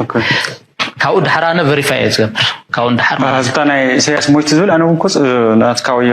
ፍሉ እንትን ኣፍሮንት ስለዝነበርካ ናትካ ከም ኣጀንዳ ተወሲዳ እምበር ኣነ እውን ፅሒፈየ ነይሩ ቢኮዝ ሲሪየስ ዝኾነ ኣኼባ ተነጊርና ነይሩ አይ ዝተነገረ እኮ እዚታት ኢቭን ናይ ኢትዮጵያ መከላከያ ሰራዊትስ ኣብ ኣዳቦ ዝነበረ ስንተኛ ክፍለ ሰራዊት ተነጊርዎም እኮ ኢሳያስ ሞይቲ ኦሬዲ ተነጊርዎም ባት ኣነ ክፅሕፎ ይነበረን ቨሪፋይድ ክግበር ነይሩ ይገብር ኣነ ኣብ ምንታይ ተሸዊደ እዚኣ ትሪእዋ ዘለኹም መዓስ ኣጋጢማቶም እኳ ኣነ ኣይፈለጥኩን ግን ከም ትሪእዎ ዘለኹም ክንዲ ምንታይ እቲ ፕሮፓጋንዳ بمنجست درجة يسرحلو كم زنبرن استفل عليه محاورات يوزع كم زنبرن دارجة كلاتهم أبتي كنتاتتي تساتيفهم كم زنبرين عن رجالنا كالي تحنتي أقدر أسيت قريت أم زوج سوا فيديو كري إيرترا أجمع من تقط مول مسمان قصو تتمين من لها تمرت خالي خاني تعيننا خالي خاني تفكر يكون لهم قلت هذا لو إيرترا نزول من قصي أنا انتهيتي إني عسمرة مزلا قول أنا مزيزة زوجة أنا جنزب هيبي من قد مريح أنا زوجة سي سلام تاي الصحابة قربت سلزخون كا حاو من قصير ترى حاو هزون سلزخون كا تي فوحش وقع ولا تقول لا الصحابة زي تقبل كايو تقبل من السودان خيدي تقبل نجيبوت خيدي يخيد أنا تفاعل فلسطين ما ينبر بالسودان زلوا منيو إرتوان علم فتوين بيمن زلوا منيو بعلم فتوين إرتوان كأنا دفع أخواجين كتصاتي زلني أنا كنت زجاجك نو صبوا يجوركم صبوا هي مثلك صبوا غيرهم يحسوا وساطة له إذن هاي بوليتيكا كلامي كلام قواعد حلفا نسخة نهزم إرتاح فوتو مخانكا نختار إذا كونكا تذكر زربا نفس وقف حبرة سب قد أيو بعلوك علن تجديف كايو تزبلت البونا نشط رايك قبل زخلانة كينو حليفكا أبناء كالوت وراي كتس مفتانجن زمت أولوت يبلون بزخانة حجي نابتي ناتنا قد دايك سجري مجمريا من أفكار مزجارنا بزا حنتي أقدر أسيد انترفيوز رأخوا بو كنجمر كمية أبا بزا كنجمر. Was it Liverpool for you? Why were Liverpool the club you wanted to join? I think it's a mixture of what the club is building. But what they're building on top of what the club already is and the history of the club. So I think just me getting the chance to be a part of this and, I want to create history. I want to win trophies. And that's ultimately the biggest motivation for me. انتايو زبحال زلو ألكسندر إساق نبزا كلب زيا ممتو ببزوح نقريو دزرب زلو زدما ناب ليفربول ممتو تاكلب زلاتو درجان ክትከዶ ትደሊ ደረጃን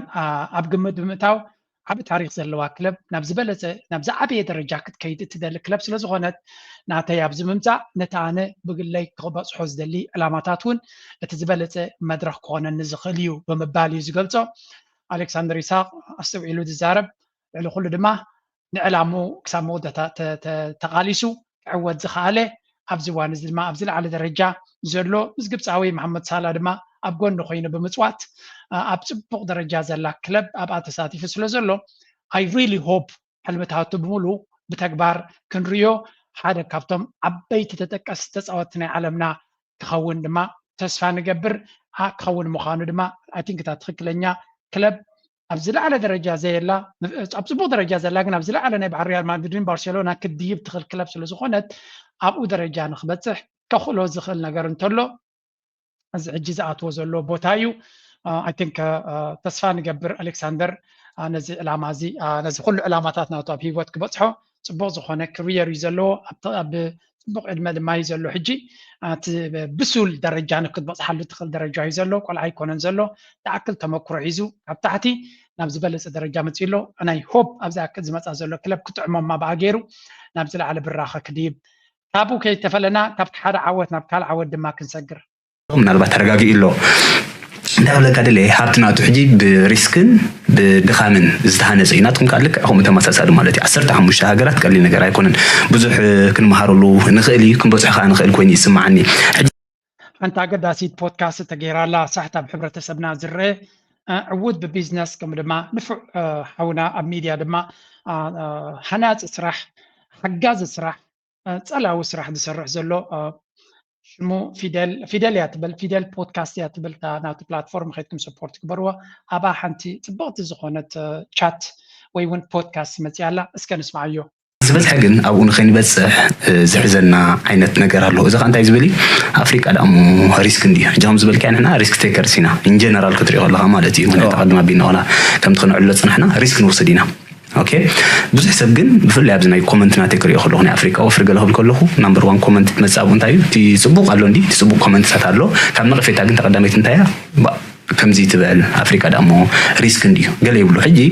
ኣብቲ ሃብቲ ክትሃንፅ ከለኻ ኣብ ኣፍሪቃ ዶ ዝሓይሽ ኮይኑ ይስማዓካ ምክንያቱ ከም ዝረኣኻ ከም ዝዕለልና ኢኻ ካናዳ በፂሕካ ኢኻ ዩኤስኤ ድዩ ኢንግላንድ ዝተፈላለዩ ሃገራት ሪኢኻ ኢኻ ብዓብዪ ኣብ ዝተፈላለዩ ሃገራት ካ ትሰርሕ ኣለኻ ሕጂ ሃብቲ ክትሃንፀሉ ትኽእል ቦታ ኣብ ኣፍሪቃ ዶ ኮይኑ ይስማዓካ ወላስ ኣብዚ ናይ ዌስተርን ካንትሪስ ፅቡቕ ነገር እቲ ስራሕ ኣብ ኩሉ እንድዩ እቲ ኦፖርቹኒቲስ ኣብ ኩሉ እዩ ዘሎ حجي أبي opportunity تري تدربه مش ريد كار تيوري زبالله نايك إيه ماكينة تيوري حدا أصحيون حدا سنتاي بلو لو ما عندك تمسخ لك خاب جزاسي كنديك إيه حت ماكينة ري خيلو باندعي كندي حمت دوري قلت له يخون أبت ستوب أب ترافيك لايت قلي له أوكي مو بقى تروح تمسخ لك هجن زرع خينك إيه حت ماكينة قصير كان متايلو حجي خملس كله نتصبحيتو قصيرو شدشتا ماكينه لو ما عندك شدشتا قيحت ماكينه ريلو opportunity قاقومي opportunity اب كليه تقيح ماكينه كو او نيرا قدمي نيرا نسيو زير نيرو كتمت مسجمره انا تقيح ماكينه يلو كتمت مسجمره ግን تقيح ماكينه او خمزلا ري ማለት حجي opportunity اب هيوت اب كليه زلو اب افريقيا حيش اب اوروبا حيش إلكا كونكلود تغبر ايكونن كله ناتو صبا له حماك له ግን حفشاوي انا بتناتي تمكرو خزارب حدا برين حوي انا بوزح فليت خوينه ويكا بوزح اوكي ابزيا ابو خلخو نتي زبلص بودكاست ابوتو كيتكم كتريو سلازمرص كله رياكت تغبرو لي دلني معناتو صيرون سلازغبرو مجمريا انا ناتي ريتو يكبكم ابزي اب حبرتسبنا حنتي ابت بجمار كفال كمان سي او انتاي كم زبحال دارغا شمي بلنان اكادنا يسرحنا يزا ابتيك تبحال ناي ابزح كفالات ناي مس انرجي تحس ابصعد تحس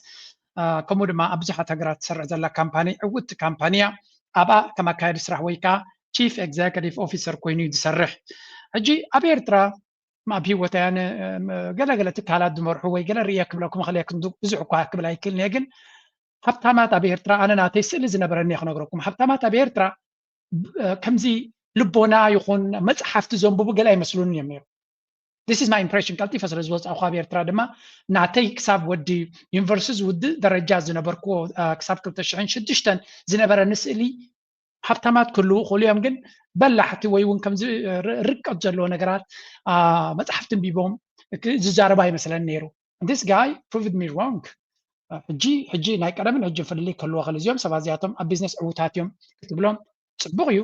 ዓብ ክብሪ ዝግብኦ እዩ ግን በለይ ድማ ከም ሰብ መጠን ብሓቂ ልቦና ዘለዎ እዩ ቢዝነስ ድማ ብፍልጠት እንተተሰኒዩ እቲ ዝበለጸ እዩ ምዕራባውያን ወይ እውን እዞም ኤውሮጳውያን ኣሜሪካውያን ጁን ኤስያውያን ብምንታይ ይዕብለሉና ንዓና ንጸለምቲ ብፍላይ ድማ ንኤርትራውያን ዝብል ሓደ ትካል ክትሃንጽ ከለኻ ጽቡቕ ደረጃ ክትበጽሕ ትኽእል ኢኻ ኣብ ገለ ነጥቢ ግን ነታ ትካል ካባኻ ንላዕሊ ዓቕሚ ዘለዎ ሰብ ኣምፂኻ ክመርሓ ክትገድፈሉ ኣለካ ኣባና እዚኣ የላ ብዙሕ ግዜ ኣነ ወይ ሞት እያ ሓደ ትካል የቑም ክሳብ መወዳእታ ድመሱ ይመርሓ ማለት እዩ ስለዚ ኣብ ገለ ደረጃ ትክእለትካን ተመክሮኻን ፍልጠትካን ኣብ ገለ ደረጃ ከብፅሓካ ይኽእል ካብኡ ድንኤው ግን ካባኻ ንላዕሊ ክመርሓ ዝኽእል በታ ዓውዲ ተማሂሩ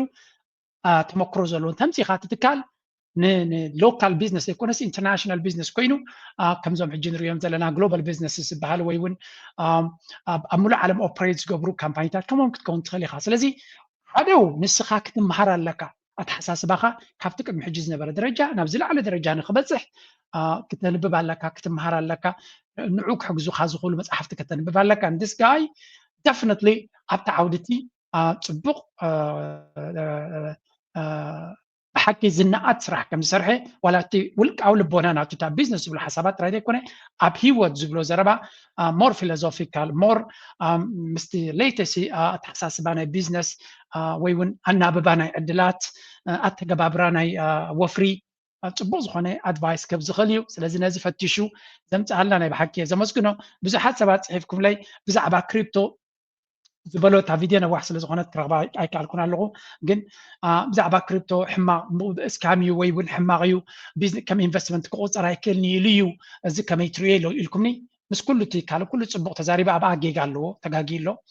እታ ዘረባ ናቱ ድማ ካብ ነቲ ኩነታት ዕሙቕ ኣቢልካ ዘይምጽናዕ ዝመጽእ ይመስለኒ ምክንያቱ ምስቲ ናቱ ኢንቨስትመንት ወይ እውን ዝገብሮ ከይተሓሓዝ ዝኽእል እዩ ስለዚ ብሓፈሻ ነቲ ቅርብ ኢልካ እንተንቢብካዮ then he would understand ንገንዘብ ዝርዳእ ስለ ዝኾነ ብቐረባ ጌጋ ሓደ ነገር ሰብ ኢሉካ ዘይኮነ ብተግባር ሓንቲ ክሪፕቶ ዝበሃል ብዓብዪ ክትዛረበሉ ከለኻ ገለገለ ነቲ ንሱ ዝብሎ ዘሎ ዘተንብህ ነገራት ኣሎ ምክንያቱ ከም ቁማርን ጋምብሊንግ ገይሩ እዩ ዝገልፆ ሜይቢ ሓደሽቲ ክሪፕቶ ንኣሽቱ ዝወፁ ዘሎ ኮይኑ ስገዝእ ከለኻ ሂዝ ራይት ቁማር እዩ እዚ ወላ እውን ኣብ ስቶክ ማርኬት መፂኻ ሓደሽቲ ካምፓኒታት ንኣሽቱ ፕሮዳክት ናተን ኣብ ቢዝነስ ዘይተፈልጣ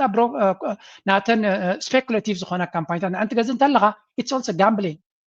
ግን ንስኻ ማቹር ዝኾኑ ካምፓኒታት ናብ ኣፕል ኢንቨስት ዝገብር ናብ ማይክሮሶፍት ኢንቨስት ዝገብር ናብ ጉግል ኢንቨስት ዝገብር ናብ ካልኦት ማቹር ዝኾነ ካምፓኒታት ግን ቢዝነስ ናተን ኣንቢብካ ኢንቨስት ዝገብር ትኮይንካ ኣብአን ግበሩ ብለኩም ኣለኹን ተረዲእካ ትኸዶ ትኮይንካ እዚ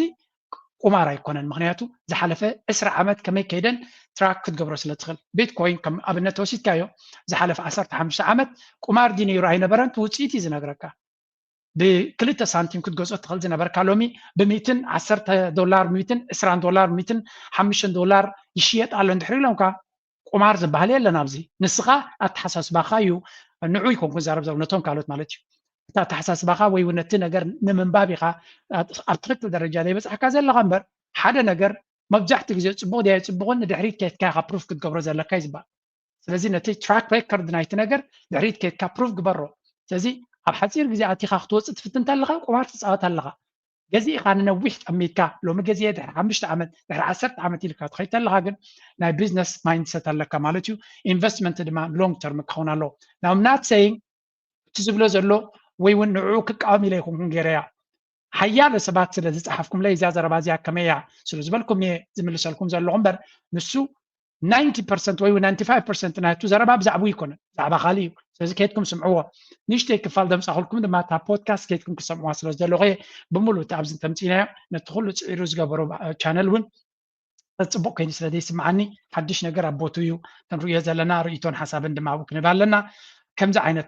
ፖድካስት ክንርኢ ምኽኣልና ድማ ደስ ይብልኒ ሓንቲ ካብታ ርእስሲ ውፅኢል ኣብ ካልእ ግዜ እውን ንእሽተይ ከምፃልኩም ክፍትነ ሕጂ ግን ለትስ ጎ ሂር فتحي زبعودا دبارونتو فتحي زبا عودا زبا سلام بيت تمرت الوحدة دك بيارا دك جنب بكر بنجو خنص عود تمرتنا بكر كاب كوبانيا سجن كساب شاف ممونا زجم القات خدو كله بزمونا بريما كانتري كانتين مسمختي ريوس زبلع حزبنا حقتي داسات خنبيا عد بجد درسناي حدش عدي ما يقوق حدامو جربت ملزناي مكتي نافعنا يو بجاهم العناي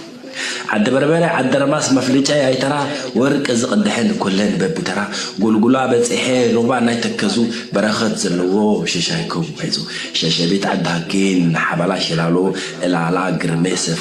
صفرا مسكمالو بنبنا شامبوكو بشوكا غزا غوباي غزا إيرابكو وحودن بس مراسل سحل عباي كوروكون عد بعري كتبيا كركشا دوكونا كيني بي مسكونا ماكشا شحتي عدي عد ورقي عد سلام عد عرقي عد زناب عد برقي دك فودي دك عنا قلو مخارنكم مجو كاشي لاي زود زسي نايب حق كند من تاي قطميو انا كندي كله قط تاع سبعي بلاكم يجن جغرافنا ايرتراسي مستقط مناتو مست عمناتو I really نزي سبزي كن حق زي قبا بزع نجار كجبر زخل كويني سمعني هيفلطوني بقربة ذا فيديو زيا ندك بارنتوس كند من تاي حق شاتهم كتكون تخل كباب بارنتو نزخون كند من تاي لبوا مارس ريساتهم كتكون تخل كاب نسو قالك كاب زناتي شانل ون كسمعوا خلو على كل ما بارنتو إيرتراس لزخونة نعيون أزيا حق وسفتيرات اللي بحكي نفع سنة ببنيا قبل يدلي أجوخا نبلو بزي قدس ناي بوليتيكا رأياناتو ناك أماناتو بزي قدس زغالي كيدان كوبريو أي تفهموا قزوم دك كل التولد بنداودن بنداقوال ندلخا خاتعبعبو وكيدان كوبري حريكا اتودي أي دليان ينتلي قوال سبن بيا قوال كلا يلندين تيلكا بس ندبي كلا خيتك أيا يمني حاسيبي تنديني يمتيا بعليك أخ عليا تايكا غير كارلها كت راي وفير كأتو قلت بودي اتنا قال كأني حاسيبهم تمتينو من ديم مسيمنا دبي كستايلو من ديم مسيمنا نسبي يدبك مبري نزبد يد أخدك كابزم سبزيهم دبل سيرلون نعم يدبك حدارك قبري اندالخا أبوغال كاب جزء حانت لي تخماني حدرك بدي فقط يقول ناتهم يقول هو ناتهم يمدقون زم ولد شعو بنداودن بنداقوال ندلو ودقوف بركها خطوة خلها كافت تزري إدلو مريت كعني تو من دحمها كافت تزري إدلو مريت ربع دي مسلس جيرم كأوصها ولا مسوت أخا كعني انداتو خانا خونوخا كعني كسب موت ولا تخسب دلو إذا كان خلا أبزي أكثر دعنا زلوا حضاراتنا إيرترا سلمنتها يصنعون نوح زقصل ندهريلنا نسمع زلنا لبونا يتمستير كلام مستير يبلون وخلا زراربا فقر ودي ويون فقر أخو اللي ركب ياللخون زبها النجارية اللي نابو حدار سرحيو حدار خلاف النتيو خلاف الناس اللي سخونة دما أبصرحك لك كم سرح كان تاريخات حدارك أبصرحك فقر زي هذا النيت باللغة وي فقر وحيد النيت باللغة أبصرحو فقر زلوا مكببار زلوا زي ده اللي سبي لنا ولا ونا أبصرح أنت خونه جن نسوس اللي تقول لك كاجن أتسرح تي كسب السرح زهلوه نح خادم ما زربحك كسب زلوا أتدقوا لك شلالك سرح كسرحكات كي تغلقها أب حدار دما حق نمزراب أبنوي وانا نون أبزع جزء اللغة ليش شبنا محمد نعمتات كثيرة سلسلة اللغة بس هي بس اللغة تمكرو نحدار بزقبوه بزمتنون حلافنا تتأميت كايو نايلومي فقرن حقوسن قديل نزي كونه اتزلك كونتات كل التيخا تلو خنات كبقبوت فتسم تلغا حقوس temporary situation يو تحقوس هلغا نخاقلن نقزيو زولو سمعيتيو هيوات كاب سمعيت كقزايا بلون انتاي دا كل التيخا حلافنا تكافلي كخسرح تجميركا اتحقوس يمتسيني خيدني كل جزيت حقوس زنبريلن كل جزيت ماقوهي زنبريلن حماق حدار ويون قال لي يلن كبلكم هيدا لني ان جنرال جن نحدار بزقبو كبر كنردو نفتن نايلومي اب سمعي كاد سمعا كازلو حقوس قديلن وي قليلهم بدقه خوينم زماخرو خازلو سينجل زلو سبات سينجل كتكونيهم زليوخا سينجل زلو محازوت كي سينجل كتكونيهم زليوخم بر اب حدار كتقصلي زليوخنيهم ስለዚህ ከምታዝ በለና ወለዲ ዝግቦም ሓላፍነት ተገይሮም እቲ ኣብ ከባቢቶም ሰባት ዘሎ ድማ ዝግቦ ሓላፍነት ነታ ሓዳር እንድሕር ዘፊሉ ፅቡቅ ሓዳር ከልወና ኽእል ጽቡቕ ሓዳር ከንታይ ማለት እዩ መሰረት ናይ ሓያል ሕብረተሰብ እዩ ምክንያቱ ሃገር ይኹን ካልእ ኩሉ ኣብ ስድራ ቤት እዩ ዝምርኮስ ሓያላት ስድራ ቤታት ኣለዋ ሓያል ህዝቢ ሓያል ሕብረተሰብ ሓያል ሃገር ይኸውን እዚኣ ድማ ዝግብኦ ልቦና ወሲድና ብኡን ከይድ يمحصنكم نايلو مارساب زغدي لايك قبروا شير قبروا يتقمن حسابكم قرف نابلكم إذا تعمت درفوا قصفكم لا لا لا لا لا لا لا ولا لا ولا لنا سنعين وتهلنا